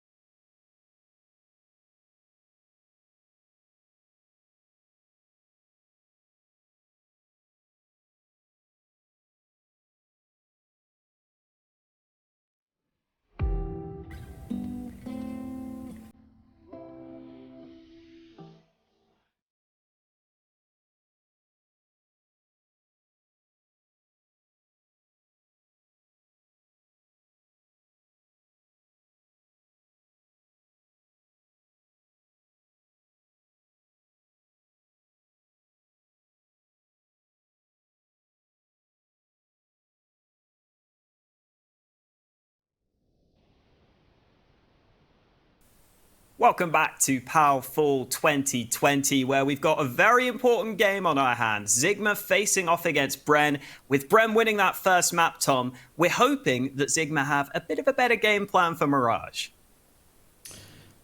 Well, I'm hoping they've realized that there's a second site to each map. It's pretty big brain stuff, but I think they'll figure it out, you know? It's like they've been playing retake and they've gone, this is the game. Like, that's it. There's only one site. The game didn't tell us to go towards the B site. We just assumed that we were retaking A every single round. I don't know. Both teams definitely had the same issue. I'm not going to sit here and be like, oh, Bren, they were flawless on the T site. No, they did the same thing. They just didn't seem to want to head into the B site. But we know that that's been one of the vulnerabilities. Like, Bren have a newer player to this roster in the form of Micro. Now, he had a good first game. That doesn't necessarily mean that's going to transfer into this one, as he has probably been their most hit and miss player throughout the whole tournament. I don't think he's quite fit the bill for this roster just yet. Not that that's really a fair assumption of him, because it's the first tournament being the biggest tournament of this team's lives, a 100K event against the best teams in the region, including the likes of Tyloo, the powerhouse of Asia. It's fair enough if you have a bad game or two. However, going into this map, that can't really happen. Mirage, where you have a weak link, is just not acceptable with how fast a lot of the plays are, how aggressive we expect ZIGMA to be, and the likelihood of ZIGMA starting out on that T side as well. He needs to be playing well straight off the bat. Yeah, I was just checking to see how old Micro is, because I know for me, when Magix came into Spirit, for example, like the first few months, he wasn't great. It took him some time to find his feet, because he was very young at the time. Micro is 23, though, so there's a slight difference there, but there's still that sort of experience factor, which definitely that's could still be young. Yeah, you know, it's still this happens in football all the time. Like, I see some 25-year-old or 24-year-old win Young Player of the Year, and I'm just like, yeah, young. Not really at that point. Kind of stretching it. Well, it's like when you see someone win like Rookie of the Year or something. Like, didn't Sinatra win it or something? And I'm like, technically yes, he is very, very young, but he's also quite an experienced player. But I guess that's the way you always look at it. Like, I think I'm not sure if he was younger than me by much, but one of the things that made me feel old the most is the fact that I'm older than Kenny S. Oh, wow. And that surprised me, because it's not even like people might be looking at you going, yeah, Tom, but you're 45. Well, I'm only 26, and that's Kenny S is 25 years old. And that's weird to me, because I would expect him to be like closer to the age of maybe like Chris J or someone like that, who's been around for a long time. But Kenny's been around for a long time, but he also started playing when he was like 17 years old. Yeah. And he was just so good that he sort of elevated. The same we've seen from the likes of someone like Brolin, even Frozen to an extent. Like, I'm like, I've been watching Frozen for like 3 or 4 years. That must mean he's 20. It's like, no, it doesn't. He's still very, very young. So it definitely does play in your mind a little bit. But yeah, Kenny S being 25 years old is ridiculous. And it's also the funniest thing as well. Do you know who the oldest player on the G2 roster is? If you had to guess. Have a guess. It's going to be like Jax, isn't it? It's going to be a weird one. It is Jax. Yeah. Jax is the oldest player on that roster.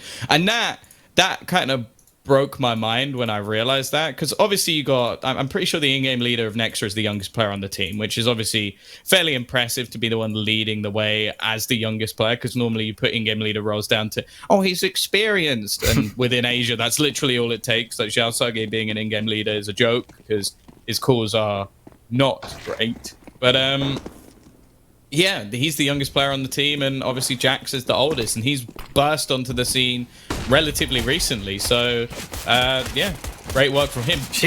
That is a crisp couple of shots, and then the third one went a miss, but luckily Papi Chulo is going to add another to the body pile. Micro needs at least a kill here. He doesn't want to just give up a massive man of advantage like that and turn it back into a 2v3. Bomb's going to go down. There is a push coming in onto short, and wow, Papi Chulo. Well, he's talked about great taps coming out from Derek initially. He's even going to celebrate by breaking a plant pot. The classic celebration for Bren Esports. Classic. Yeah, I think, Tom, ZIGMA have at least listened to you. because they've gone to the B site to start with. And you saw there, Micro did go down without getting a kill. The problem was Derek landing these early 2 shots, and then at the end, it just became a bit awkward when Papi Chulo takes this fight. This is a fight you never want to take on the pistol round, right? If you've got a Glock and you're sitting at bench, you don't want to take that fight, but he had to try and defend his teammate who was planting. So that's unfortunate for them. But Papi and Derek showing up early, that's got to feel good if you're Bren. These are the 2 players I was looking at on this team, and they're continuing it into this round as well. Derek already opening up proceedings. Yeah, good start. Well, this is where, realistically, Bren want to try and keep this one nice and clean. Just Cause has managed to get quite far. Ooh. Nice shot onto Derek. Now, Micro, I think his teammate might be a little bit annoyed at him there, not realizing, not giving the information over that there was already a player that far out. Seems like a bit of a mistake. The rest of the team is still trying to push into the side. Bro, that is a wide angle to take. It always makes me uncomfortable when a CT player goes wide peeking into ramp. I'm just like, what are you expecting to happen here? Like, you already have the site to yourself. You don't need to be that aggressive. Papi Chulo, though, he's having a field day. As said, he's someone who had a bit of a slow start to the last map, but had a fantastic comeback. Now, 6-0 in this one. I'm already a little bit worried for ZIGMA, but at least they now have their buy coming up onto the board. That they do. And I think that round actually could have worked for ZIGMA if they got the timing slightly better, because they knew that they had a player creeping up on B that entire time.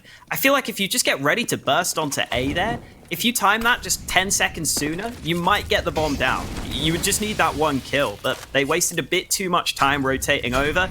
Either way, it means they can get the AKs out into this round. So it's not a big deal. They've got the big guns out on the board. And if Bren lose this round, they won't have much money left. They really don't have much money in the bank. So ZIGMA could break the economy very early on here. And they've instantly gone for this mid control. And without the AWP, Bren are not going to contend for it.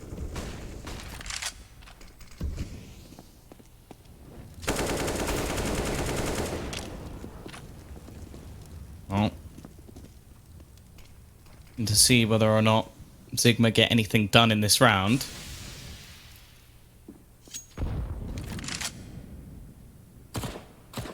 Bren have used a lot of utility considering we're only a minute in. They've got 1 incendiary.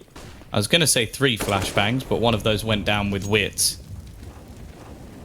With him falling, it makes things a little bit awkward. Now, they've tried to stack an extra player onto this B site, maybe making the realization that their B site was definitely more vulnerable the last time they played. This is aggressive from Papi Chulo, though. He's going to run into 2 players. Wanted to try and find extra information, but maybe found a little bit more than he was hoping for. A push going to be coming in from Reality Jesus. Now, the bomb's going in the other direction, but Pro's going to get this kill, and now they should be rotating back. I don't know why they've gone all in here. He's seen 1 player and no one else has pushed, and they've completely given up the B site. I guess we can call that a good fake from ZIGMA, but I think that's almost just a poor decision being made by Bren. I think we saw the over-rotation already from Bren in that earlier round as well. So credit to ZIGMA for realizing that. They've made the most of it, and Nippy was waiting behind the entire time, hoping to line up 2 kills, but he'll take the freebie instead. And at this point, Bren might have to think about saving. This retake seems unlikely, but Pro's got them that kill that they were looking for. Taking damage in the process, though, and the time is ticking. They're looking to reposition, but I think they've realized time is too far gone. They'll be saving these 2 rifles into the next. But with the money they have in the bank, if they save these 2 guns, they'll just about be able to get a buy together. I think Pro will be able to drop for a teammate. They might have some things missing, but it's at least something for them. And it's the first round on the board for ZIGMA, already starting to get their way onto that B site. Yeah, it's a start. I will say that I'm partially going to give that over to some weird decision-making being made by Bren. Like, I get the whole, like, oh, you want to be there, you want to support your teammate, whatever. But he gets 1 kill, and then there's no other sound, players pushing information, nothing. And he's in a pretty good position to see all of it. So, I don't know. I think they made a miscall there, and to give up the B site, it's always going to be the tougher of the 2 to retake. I would rather see them maybe gamble 1 player, but at least leave some sort of defense. This round, though, they're going to have to be a bit more proactive as there's some weaponry missing. Derek, he spotted the head, but after missing the initial shots, might be an idea just to be a little bit more passive. especially if you're going to flash yourself. At that point, I think just give up on that position. That's what Derek does. ZIGMA again spreading across the map. There's a bit of pressure being put onto this B site. And Bren already rotating one of the players away from A. These are some really fast rotations from the CTs. The A site only has one man there right now. Early trades going down. Pro still watching for this flank. Oh, the timing is so terrible for him. Meanwhile, Pappy, who's been playing so aggressively at the start of this game, is all the way in spawn. And ZIGMA might be trapped here as they move into this A site. Wits is the one man here. Scout shot lands, looks for the second. Nifty's able to trade him, but the CTs have all the info they need. The rotate is arriving onto the site, and Just Cause has no chance. Pappy denies him. 9 kills on the board now for Pappy. He's been pushing all over the place, and it's been working wonders for him.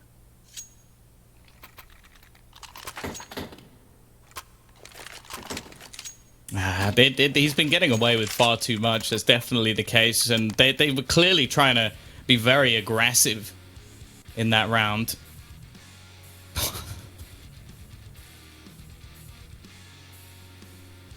Oh. Nice shots as well coming out from the scout. I'm starting to really worry for ZIGMA because these are rounds where they're supposed to have an advantage going in. Okay, they finally managed to punish Pappy Chulo. I appreciate the run through the Molotov as well, just to try and get something a little bit cheeky off in this round. Micro, he's already done some initial damage, still playing with an SMG in the majority of these rounds, and considering he's the solo B player, it's viable for sure, but whether or not he'll be able to stop the full force of this ZIGMA roster, oh, it's questionable. Taking a little bit of damage. The distraction play comes in. The spray down does a lot of damage, but at the same time, the bomb will be planted. Yeah, you'd rather just get 2 kills there than the damage onto those 2 players, I think. But there is a nade about to arrive onto the site, and it denies the bomb. Oh, that's so unfortunate for ZIGMA. There's another nade. Oh, my goodness. Bren's nades are on point, and that might be what wins them this round. Pro coming in with another kill. Derek lands the final headshot. And Bren's utility has been pretty solid throughout these first 2 maps. Their nades in particular have done good damage from the CT side. If those nades don't arrive in time there, they might have been in trouble in that round. But it helps them hold on for a 4-1 lead. Yeah, hold on is definitely the word I would use as well. Pro, he's had a very good start to this map. I think if I saw that correctly, he hasn't died. Yeah, I think so. That was 7-0. T's are going to take themselves some mid control. It hasn't been battled for too much. We've seen some aggression out from Derek, but other than that, not really been anything too crazy just yet. Wits going to try and utilize the smoke to give him a little bit of an angle over the top. They do try and go towards short. Some counter utility has been expended. I don't know if that quite landed in the way they were hoping. No, that's an awful smoke. Awful smoke for Connector. It's got caught on the box, I think. I'm not sure what's happened there. Reality G is actually just going to go walking in, though. Oh, it's very awkward. Pro, I don't know how he's still alive. I said he hadn't died yet. Well, he's on 1 HP. Micro about to be pressured again. It's almost like they've heard me. They've started pushing B an awful lot since realizing Micro, he should be dead here. He should be dead. How have they not heard that? It makes so much noise. And Niffy, well, his flank, I don't know why they didn't wait for that. That seems to be a recurring theme, that this man has a very good position. He puts himself in a spot where he can win them the round, and then they don't wait for it. They just go, all right, we'll push anyway. And they might have thrown this one away. Luckily, Pro very low.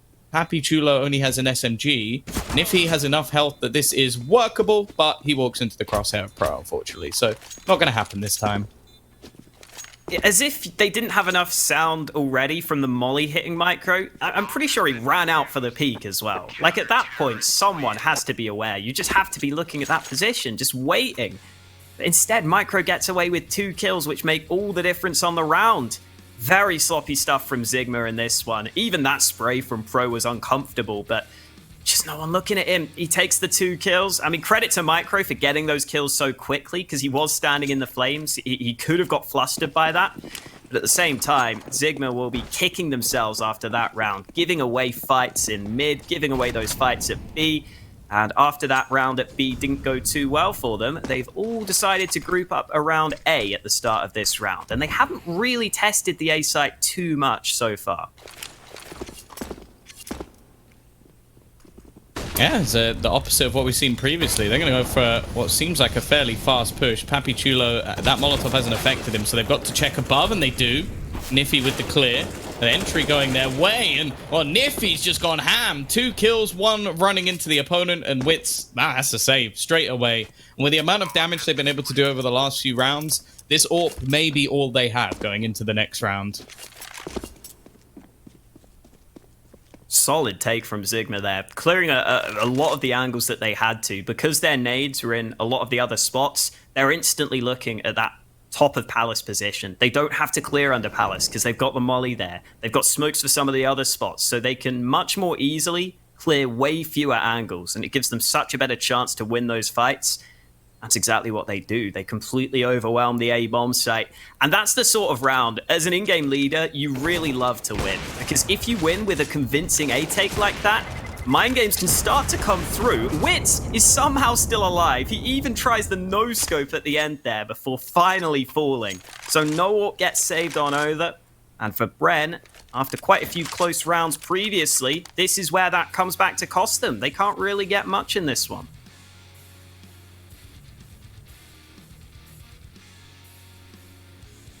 Yeah, this is a bit of an awkward position, and all it took was a complete change of pace. I like that. That was a much better execution coming out from ZIGMA. It's something I've sort of harped on them for, is that a lot of the time they're quite bland, quite stale, and the change of pace worked wonderfully. The CT side have invested way too much into this round.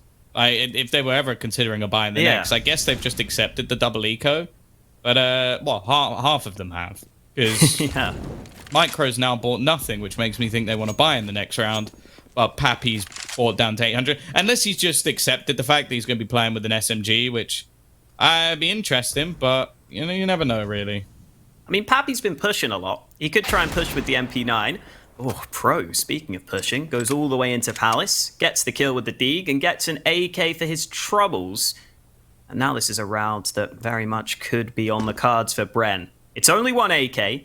Wits is the only one with Kevlar as well, and Pro may have been spotted there. Niffy has his eyes trained on this position. I think they know. Yeah, they're spamming it. Reality gets the wall bang. 2 kills onto this A site, and Bren's rotation won't arrive in time.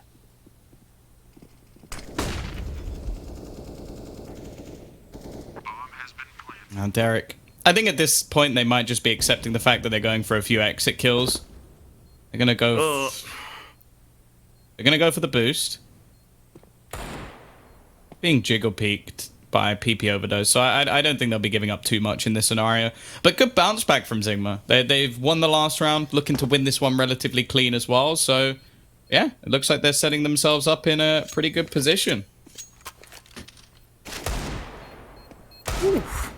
Just picked up that Deeg, and he's already put it to use. ZIGMA should now realize they've got this round in the bag, and realistically, just hold on to these guns. Bren haven't been able to find those 2 rifles they've dropped. One of them was dropped on towards A, but I doubt they're going to get it in time.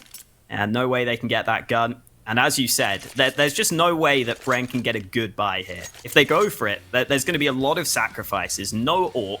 If I were them, I'd probably save again, as much as it pains them to do so. They've already got a decent enough lead. There's that shot from Reality, knew exactly where that player was positioned. They spotted him move to that spot. And Reality's starting to get rolling after some nice kills with the AWP. And indeed, Tom, they have decided to go for another save, which I think is the correct call.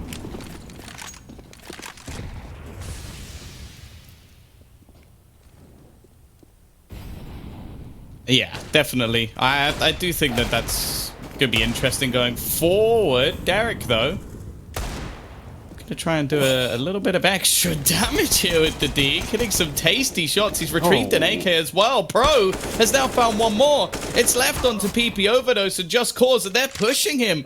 Now Just Cause is the only one remaining. He's had a bit of a quiet series so far, and they've picked up some guns. I'm hoping one of them's going to be handed over to Wits, considering he's the only player that has any armor. It would make sense, but I guess not in this case. He's picked up an AWP instead. That makes the least sense of all. But I guess he is the man who knows how to wield it. Just Cause. He's turning this back. He's going to get all three. A saving grace that shouldn't have been needed, but one that is welcomed by the ZIGMA squad. Oh, what are Bren doing on the retake, though? The first man just runs in. His teammates weren't ready. They weren't even looking at this position. Great shots to begin with from Derek. This second one was so clean. Pretty tight angle here. You've got to be quick. And he certainly was. Then there was this kill from Pro, pushed into underpass. Reality there is jumping with the AWP. But then look, first man runs in. No one's ready for the trade. Just Cause has time to smoke CT, isolate another fight. It's well played by Just Cause to turn that into 1v1s at the end there. But I think Bren will be kicking themselves. That was a round they definitely could have won. But at the same time, bringing it close is already a good thing. They can get the gun round into this next one. And hopefully they won't be too down on themselves, because they've got a chance to really put the pain onto ZIGMA. The T-side economy is starting to look weak. And I think Wits is going to have to back away from this position. Doesn't want to stick around with players so close by.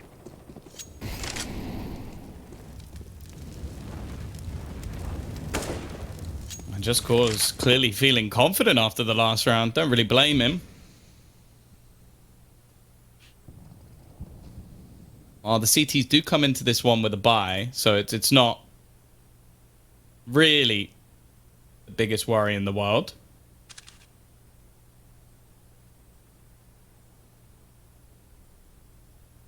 Bren have not been fighting for mid at all. They're leaving it wide open. Could make those rotates between the sites somewhat difficult, but at the same time, they've got 3 players ready and waiting on this A site, where it looks like push is about to come in.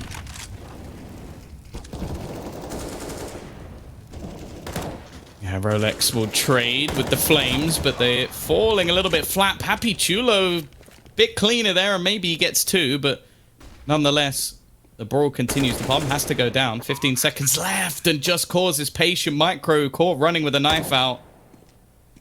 And while Derek has to try and save them once again, a rifle retrieved for Reality Jesus, not wanting to face with that AWP anymore, and Derek may just have to make the decision to save fairly soon. He's trying to work out where the second player is, but it's not going too well, and when he finally realizes, it's too little too late.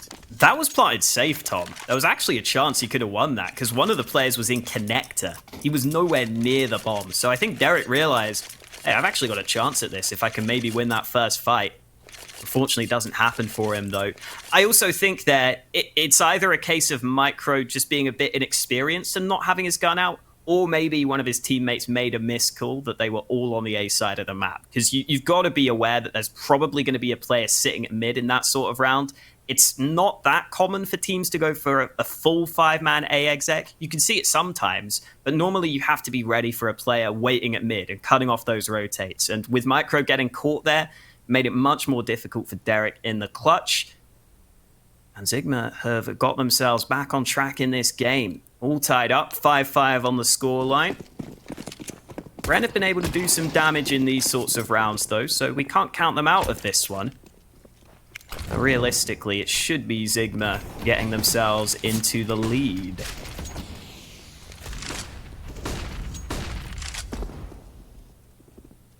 Oh, Rolex starts things off well. Looks to continue in that fashion. Wits is going to try and sneak his way around, but he should be caught. That'll be Niffy with another frag. ZIGMA's starting to really rise into this one, and the problem is that I feel like Bren have definitely had opportunities to do something in this game, but every time they come close, they seem to let the round slip away. Like, there's been a lot of silly decisions, a lot of questionable moments that have put them in an awkward spot, to say the least. Well, this round, it's going to go well. 5 players alive, money being built for ZIGMA. The half now turning into a favorable one, and we need to see a step up from the side of Bren, because this has now been, what, 5 rounds in a row? This was a 5-1 scoreline. Yeah, it's been a real turnaround from Bren. And this is where I'm interested to see if there's any adaptation from the CT side. So far, they haven't been fighting for mid in any of these rounds. So that's the first question. The second question is, do they switch things up on this A side? because in the last couple of rounds, ZIGMA have been full execing onto A and winning pretty much every time, and they're going to try and do the same again. Pro getting aggressive into the midst of this smoke. Flash blinds him slightly, but he's just given away his position. ZIGMA, though, still haven't gone through the smoke here. They're not looking anywhere near as confident in the push this time, but they're finally going to make their move, and Nifty's already opened things up. Yeah, Wits brings one back. The wide peak for Papi Chulo, though. That early confidence has definitely gone to his head. He started taking riskier and riskier fights as the rounds go on, and I can't say I'm a fan. He's not impressing me, to say the least. We are going to have to tease actually just duck out of this round. I like this. They don't need to necessarily execute right away. They've got some early frags. They've put the CTs in a position where they don't really know too much in terms of where the push is going to be coming from, and they're just going to wait it out. And this is where Micro might start thinking about a rotation back to the B site and give them far more of an opening on this side of the map. However, it seems like they're being as patient as their counterparts on the other side, and Derek's still at the back of the site. Wits with the AWP, but this is where that rotation begins. This is where they start pushing back. 20 seconds left as they do finally start to make their play. They don't have any utility. It's 2 flashbangs to try and make the play work. Derek has got a kill from the back of the site. What a shot from Reality Jesus. And now the AWP is just going to try and defend off the man. Planting the bomb. He just owns Derek as well. And Micro, the man who walked away, the man who questioned whether or not this was going to still be an A hit, is the last one standing. Plenty of time to play with. A kit, a little bit of utility to go alongside it, but getting past this man of Reality Jesus is not going to be easy. And another wallbang headshot to close. Fantastic round from him. Yeah, Reality's been the best player on the server in this series so far, with some of the rounds he's had. Excellent work in this one. Wits getting a kill up close to begin with, but this is Reality. So many wallbangs in this round. Headshot onto Wits. This one, just stupendous, but he still gets it. Quad kill for him. Another round for ZIGMA, and they are starting to dominate in this one. And as you said, I really like that decision they made to just slow things down in the 3v3. Because as much as you don't have much utility there on the ZIGMA side of things, you've already used most of your nades on the A take. In the 3v3, it's fairly likely if you just sit back, you're going to be able to group up and hit a maximum of 2 players. You know that Bren aren't going to be able to fully rotate. So really nice call from ZIGMA. I like that decision to slow things down, which I think is something these Asian teams can sometimes struggle with, is knowing when to slow down. And so far, this is really turned around for ZIGMA. They have been stepping up on this T side of Mirage. I think you can see they are much more comfortable on this map. It's looking good for sure, and well, for Bren, it started strong. As said, they were 5-1 in the lead, and since then it's been all ZIGMA. Just Cause cleaning things up once more. I think the closest round we've seen was obviously that 3v1 they lost. But even that was a pistol round that never really should have happened in the first place. And now they're just getting picked apart. It looks like they might be dead in the water. Nice shot from Papi Chulo, but it should be too little too late, as Niffy will close him out. And this leaves just Pro. A very long rotation coming in from him, hoping to be on the flank, but at this point, it should be more than expected. Whew, Just Cause so quick on that kill. Another round for ZIGMA. Another chance for Bren to get their buy going, though. And I think we might see a double AWP setup. Pappy picking up the AWP. No, just to drop it to Wits. We could still see the second sniper in play. I wouldn't mind it for Bren at this point, because clearly they could do with switching something up. And they've also taken a tactical timeout ahead of this round to talk things over. Derek does decide to go for the rifle, so no switch up there. Over on the first map, we talked about that AWP battle between Wits and Reality being pretty close. We talked about them both having a lot of impact. If anything, as we got into the second half, Wits started to really come away and pull away with it. In this game, though, it's the complete opposite. Reality up there at 14 kills as the sniper on the T side, whereas Wits on the CT side, only 5 on the board. not having anywhere near as much impact. And ZIGMA, after so many rounds going for those A execs, they might switch things up here. Every single player starting this round on the B side of the map.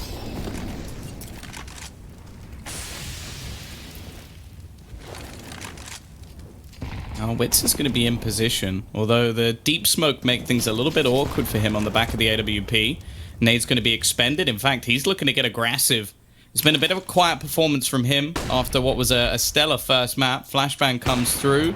Is he going to check the angle? Oh, he just about gets away. The spam isn't going to do enough. The T's are actually going to execute off of this, try and put pressure onto Wits, and he's fighting back. A second kill already. The third through the wall. He can't quite close the round on his own, but he set his teammates up with a fantastic chance. However, we have already seen rounds like this slip.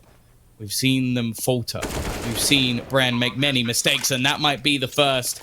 As Papi Chulo goes racing around the corner, no support from his team. Reality Jesus is going to add to the toil and turmoil of this Bren side. And now it's left onto Derek. I feel like I've said that so many times to try and bring this one back. He has a kit. Just going to try and stick it. The nade will go through to do some extra damage onto Rolex. The time ticking away, however, he's trying to bait him into a peek. And while the stick hasn't caused him to push whatsoever, Rolex is playing this so well, but he doesn't win it. He finally thinks his man is going to just hold onto the bomb, and Derek wins the 1v2. Too close for comfort, and Bren are still going to feel the pain in the next round with their economy, but at least they got a round. I think both players played pretty well in that 1v1 as well, in all honesty. Rolex did absolutely all he could to buy as much time as possible, but Derek stays calm under pressure. And this was all about Wits to begin with. Having that AWP on the B site made all the difference because, once again, Micro was unable to get a kill there. I think he wanted to drop that smoke, but he just accidentally didn't drop it in time. And he really could have done with having that extra bit of cover. That caused him to go down so quickly. And speaking of going down quickly, DP Overdose has been caught alone at mid. Pappy gets a kill over on the A side of the map. Just Cause going for the trade, finally finds it, but he's not ready for the second man. And this is an absolute whitewash. Only Niffy left alive, and we're about 15 seconds into the round. I don't know where this came from. I'll be honest. There's few things that shock me at this point. And that might be one of them. That's one of the cleanest rounds we've seen after what was a 7-round bombardment of Bren. They then come up with a round that ultimately came down to Wits having some sick shots with the AWP. And then the next one where it was just a slaughter. And again, maybe Wits just having a slight comeback. But the problem I'm having with Bren and why I'm not particularly impressed is they got off to some good early momentum. Sure, that puts the wind in your sails. That gets you confident. Maybe you feel a little bit cocky. Maybe, Walker, you make a silly play every once in a while. Like Papi Chulo. You go, you do something a little bit dumb, and you get killed. The reason I'm not impressed is because they then did that again, and again, and again, and again, and didn't learn from it. And that's what I basically take away from a lot of these matches is so many of these teams are way too slow to adapt. Now they've gone onto the T side, 8-7 half. It isn't all that bad. And now we're into our pistol. Certainly still all to play for here on Mirage. A couple of shots being rattled off by both teams. Pappy the only man to take significant damage so far as the bomb gets down in a 5v5.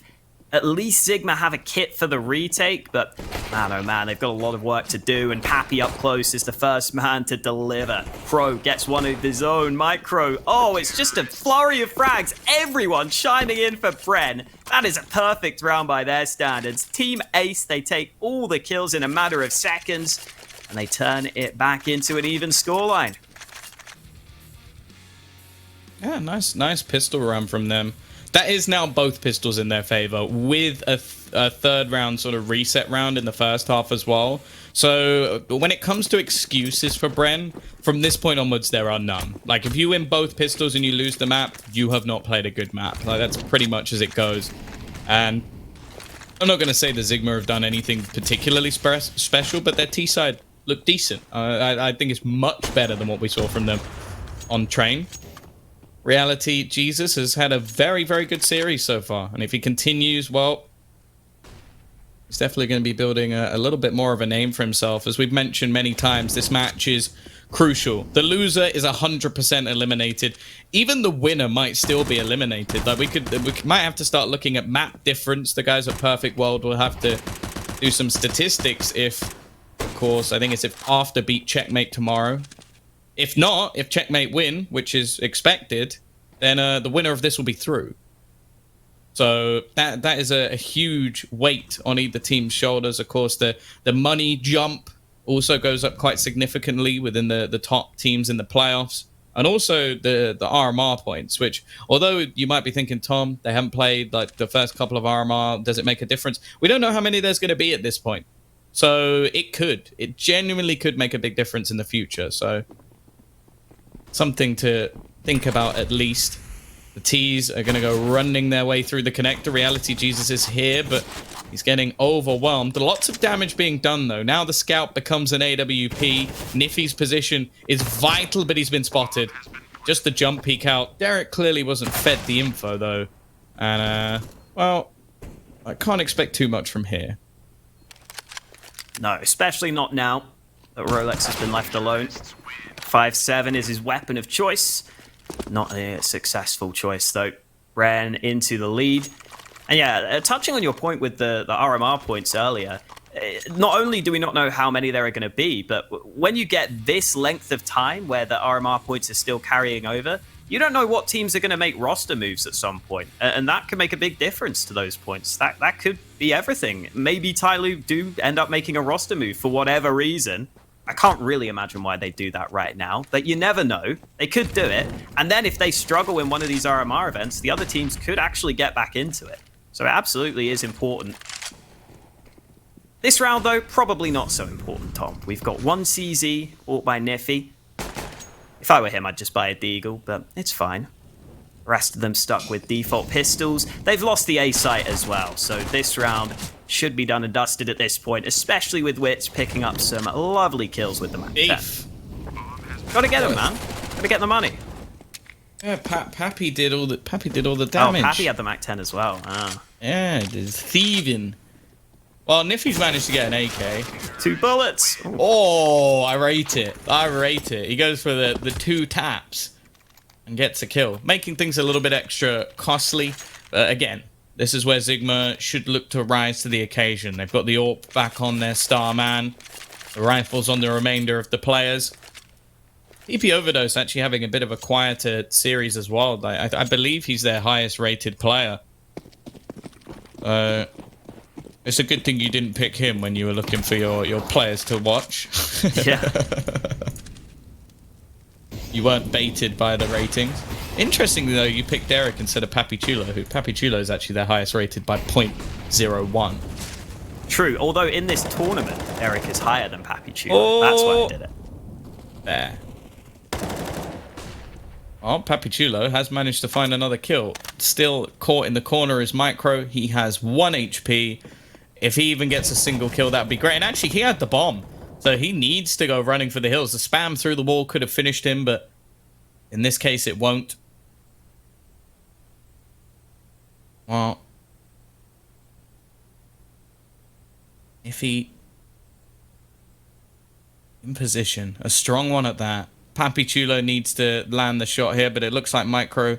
It's possible he'll be sent in as bait. He's gonna go up top. Oh, Niffy caught sleeping. Having a nap midway through the round, trying to keep his energy up and instead get slaughtered for it. Smoke going to be thrown over the top. Just Cause is going to get above or thought about it. Seems like they might make the decision to get the bomb down. Oh, this is risky. This is a ring around a Rosie. They've got the kill onto the B site. I want to see Pro get into a more proactive position, though. I feel like if he holds from the market, he's got a much better chance of actually holding onto this site. Nice shot to gain another, and now Just Cause is in position. They're going A. Which way do they go? They've gone back towards the A site. This is going to be close. Just Cause is going to be in a prime position to stop them. If they head into B, it could be done. First kill goes his way. He knows he might have just bought enough time, but I think the bomb will go down. The seconds to spare. Pappy Chulo gets the numbers punched in and now tries to work out the position and will win it. That is one of the most stressful rounds of Counter-Strike I've ever watched. My butt cheeks could crush coal into diamonds, but the fact is, Bren managed to get it through.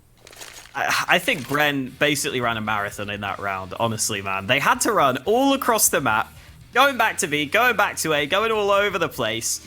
Niffy getting caught sleeping at the wheel there, which is never a spot you want to be in. And then, as you said, Pro, if he got a bit more proactive, might have been able to keep them out of the bomb site. Luckily, it didn't matter. Bren were able to make the most of it, and a nice shot from Wits at the start of this one. It's only the pistols for ZIGMA. Getting that early kill always helps. Bren could get themselves up to a 12-8 lead with a win in this round.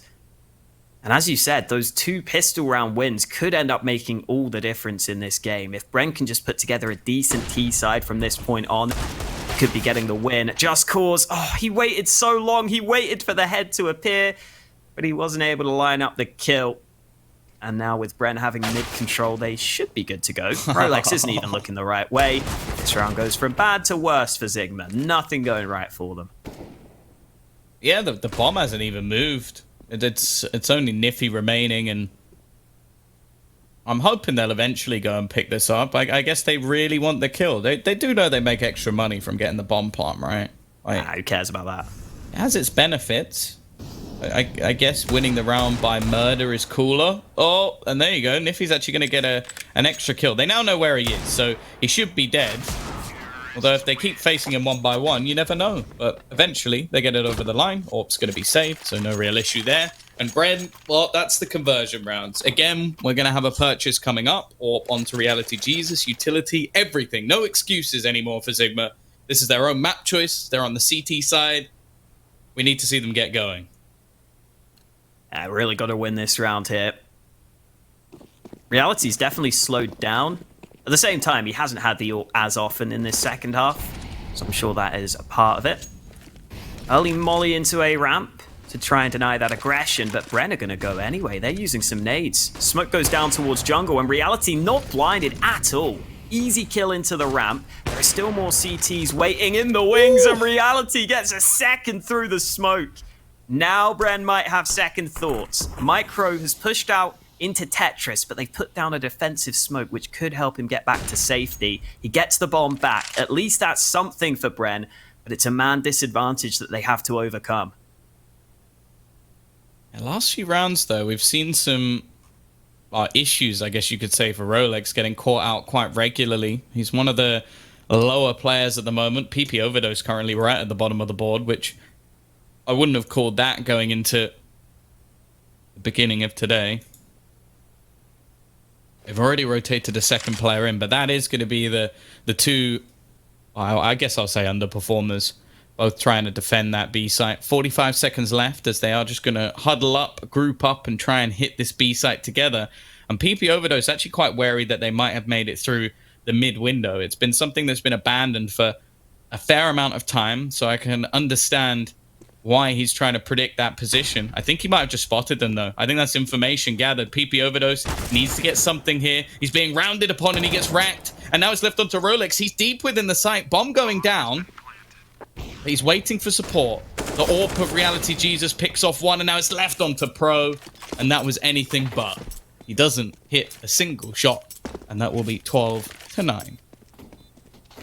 Yeah, I don't think I'd even call that semi-pro, Tom. That was amateur, that was. Not the best spray. Reality getting back on the board, though, and that's something we were definitely looking at to be a big part of this CT side for ZIGMA. These first 2 kills helping significantly. At the same time, if you're going to go for this sort of A play, you might as well just put a smoke down onto CT, just in case there is the AWP there. Reality there landing a shot close range on the B retake as well. But at least Bren still have money for the buy. Basically everything in play for both teams ahead of round 22. Early mid play. Oh dear, Micro's molly bounces back. That might make life awkward for him. Very tight angle for Wits. I could never hit this shot, Tom, but obviously Wits is a bit better than I am. I hope so. I'd hope so. I've seen you play. Yeah.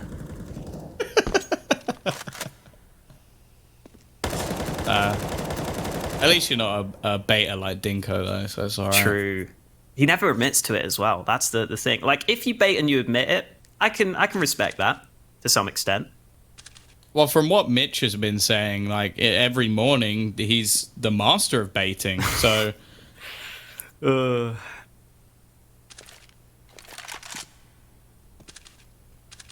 that is something that he admitted on the stream.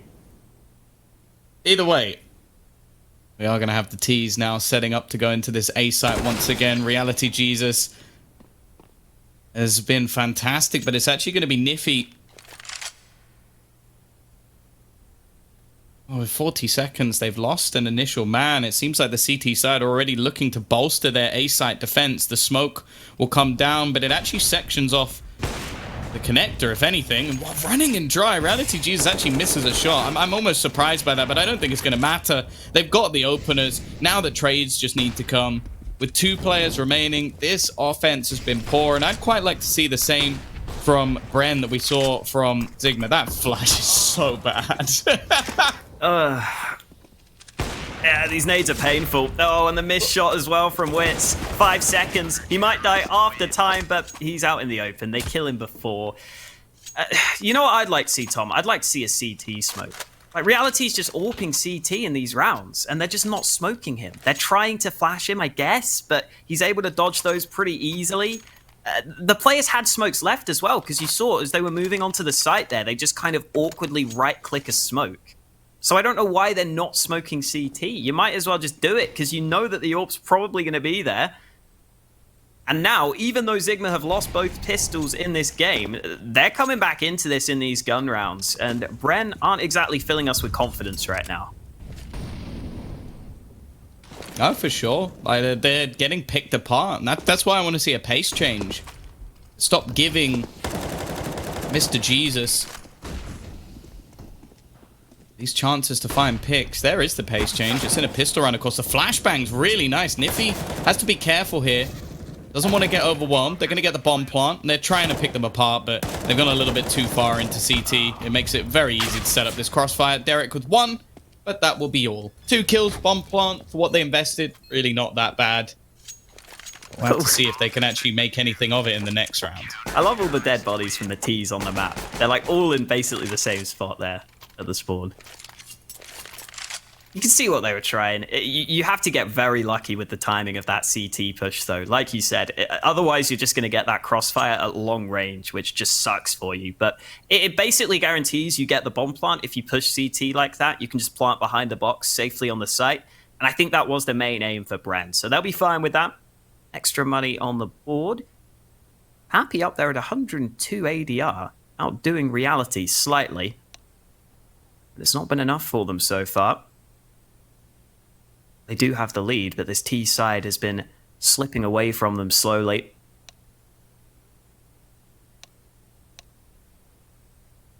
It's a bit of typing in the chat, Tom. I'm slightly worried. There might be a tech issue, but it looks like we're just going back live, or maybe not. Yeah, we're taking a bit of time here. Chance to take a bit of a breather for both of these teams.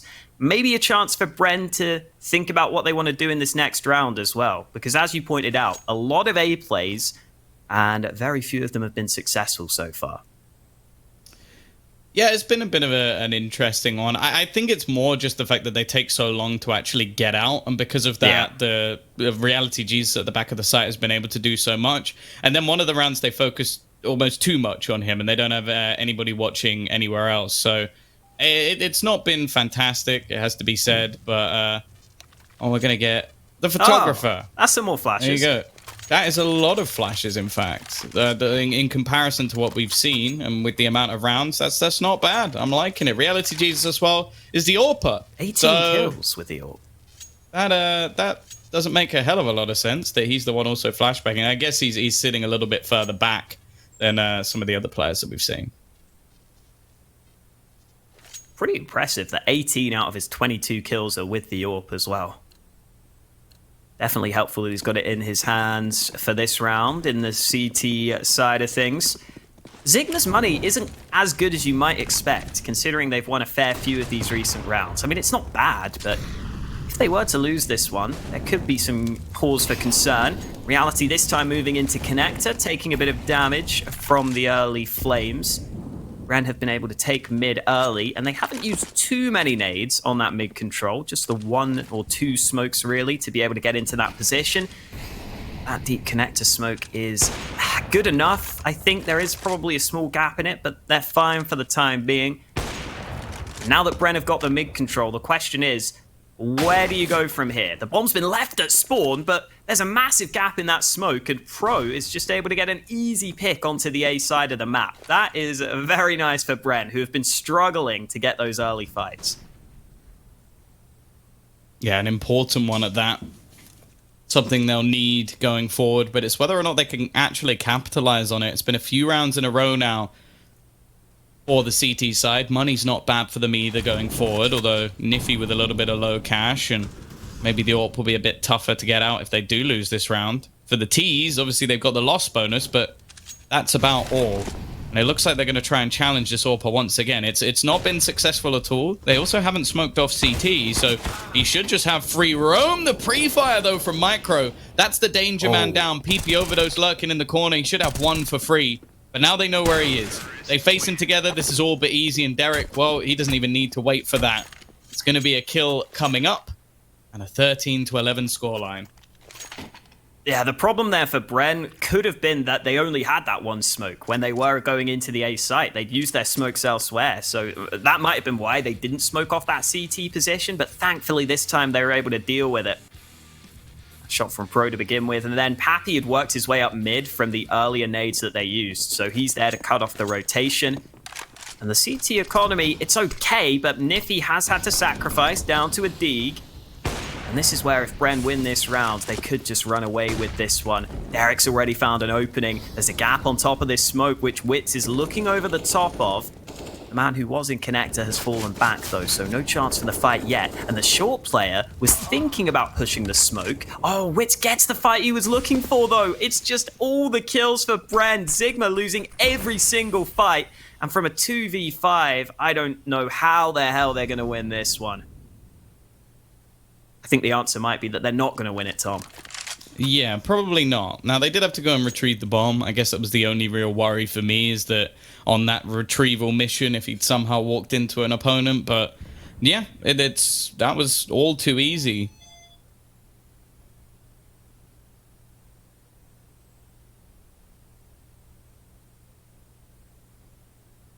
Well, ZIGMA sitting on the B site, hoping that someone is going to walk into them, but that will not be happening. Their prayers won't be answered this time. Oh, the money's so bad for ZIGMA as well. If they had a bit more cash, you could see a world where saving these 2 guns could at least allow them to get another buy together, but it's very unlikely.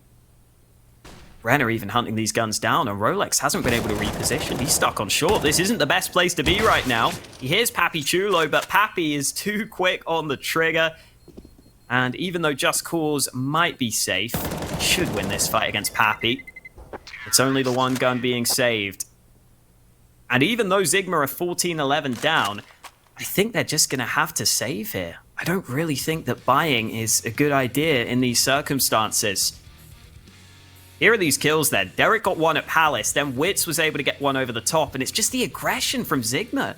They tried pushing over at A, they tried taking the initiative, mainly with solo plays though, which are always going to be unlikely unless you land a really good shot or get a good timing window, and none of that happened for ZIGMA in that round, and now their buy is not great ahead of a round where if they lose this one, they'll have to just play for overtime. They only have 1 rifle, Tom. Yeah, this is rough. Like, Just Cause definitely had a big clutch earlier, but this would have to be incredible. I like what they're at least doing in this round. They've stacked up on the B site, they've taken a risk, and by the looks of it, they are going to be having that stack pushed. An interesting decision to go up against what is a weaker buy and run into the B site. Not a fan. I think Bren have made a pretty poor decision with how to play this one, and they are getting slaughtered for it. Derek at least managing to find a trade, and the remaining players are left with pistols, but for PP, that might just be enough. And while Wit's getting tagged low, the last man of Pappy Chulo a little bit further behind. Gonna retrieve the AK at least. The push could be coming through. Nice work from Reality Jesus. They might have just got a lifeline. He hits the shot with the AWP. And while ZIGMA, fantastic round. Bren, one to forget. If Bren go on to lose this game now, they will be kicking themselves. Not only did they win both pistol rounds, that's a round they should have been winning as well. It was such a shame for Wits as well from this van position because he picked up this AK and then realized it had no bullets in it. So he reloads and Reality says, I smell some easy pickings. I smell an easy kill. And he gets just that. Even with the USP, he can win that fight against a player who doesn't have any bullets to work with. And now ZIGMA have actually pushed Bren onto the back foot. 2 weaker weapons in play for the Bren side of things. And a very heavy mid presence from ZIGMA at the start of this round. Almost every player is playing in and around this mid position. I guess Niffy is technically on the A side of the map, but he's also near connector. So if there's any mid fights going down in this round, ZIGMA are very well prepared for them.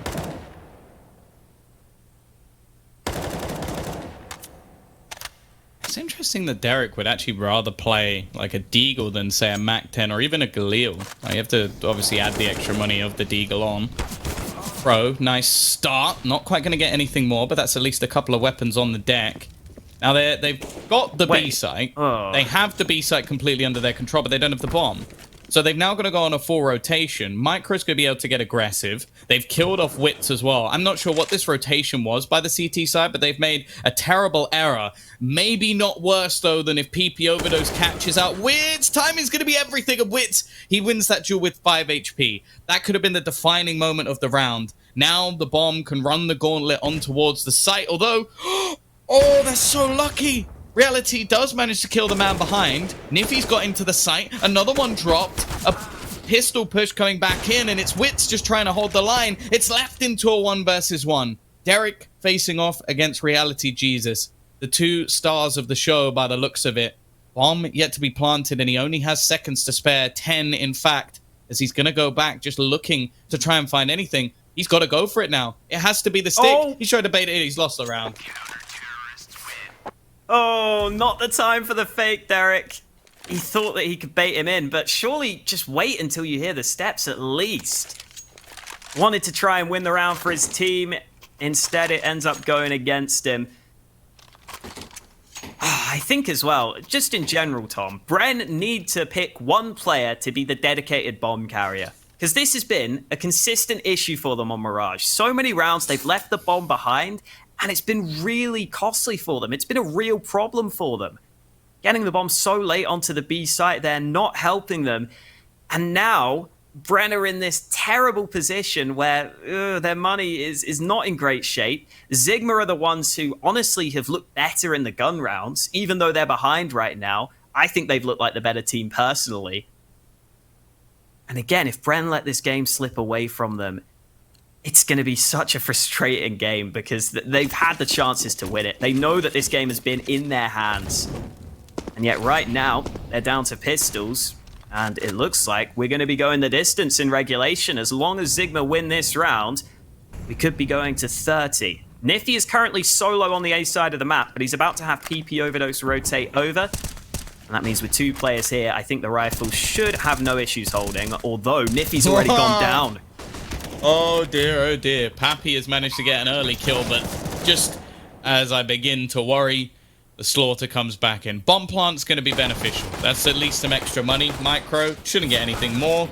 And well, he's pretty much blown his load a little bit early. Rolex plus PP will be there to close him out. 14-14. A lifeline for ZIGMA been given for sure. A few crucial mistakes.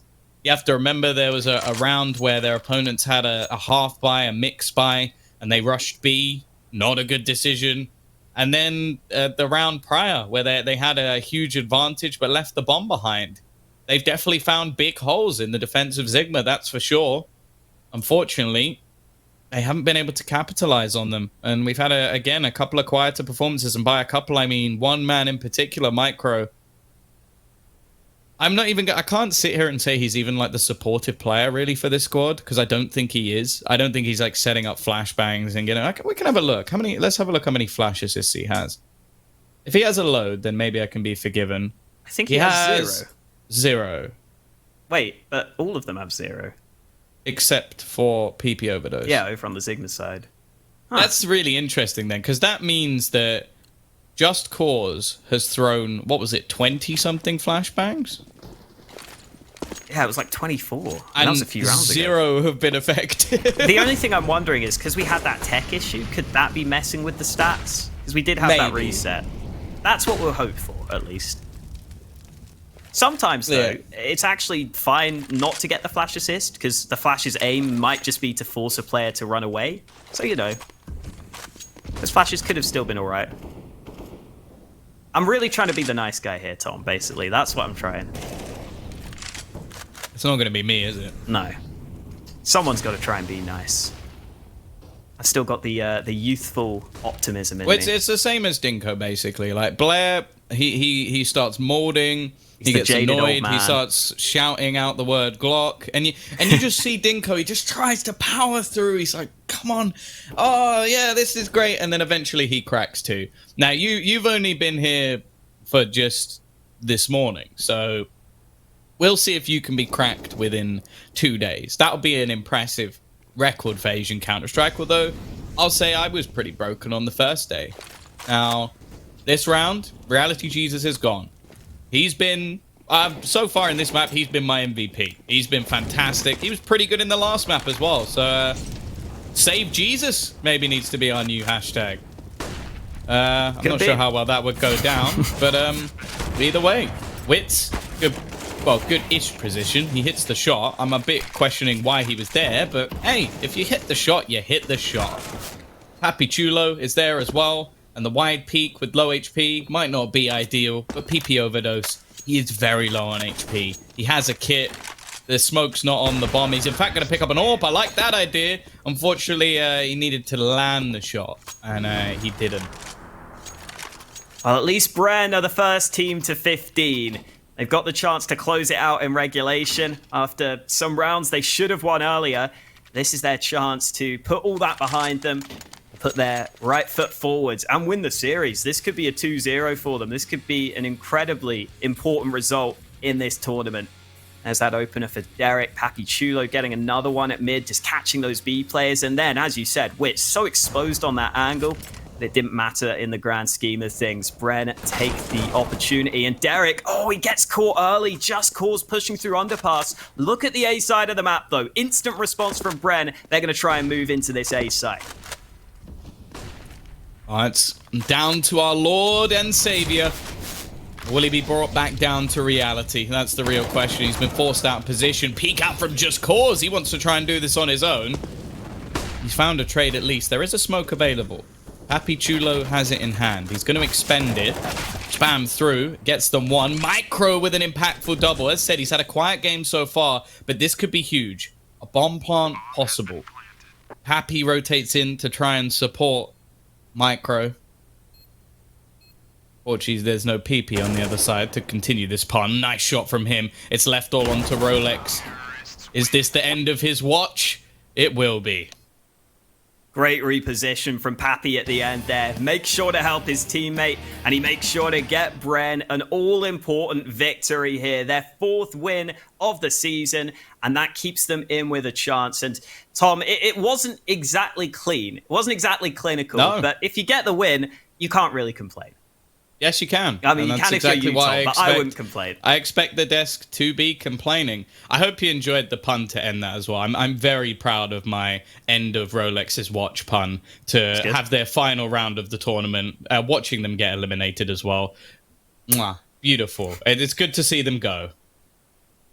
This kind of makes up for all the Wang and PP Overdose jokes, Tom. Almost being the parrot word over there. What PP Overdose jokes? I don't know what you mean. Shush. But there you have it, ladies and gentlemen. It is going to be us saying goodbye to both of the teams. The strongest country when it comes to Counter-Strike Global Offensive in Southeast Asia. And both the teams will have to bow out. And I gotta say, even though it was a very close affair there, Dinko, I feel like it got close because of some kind of weird decisions being made by Bren.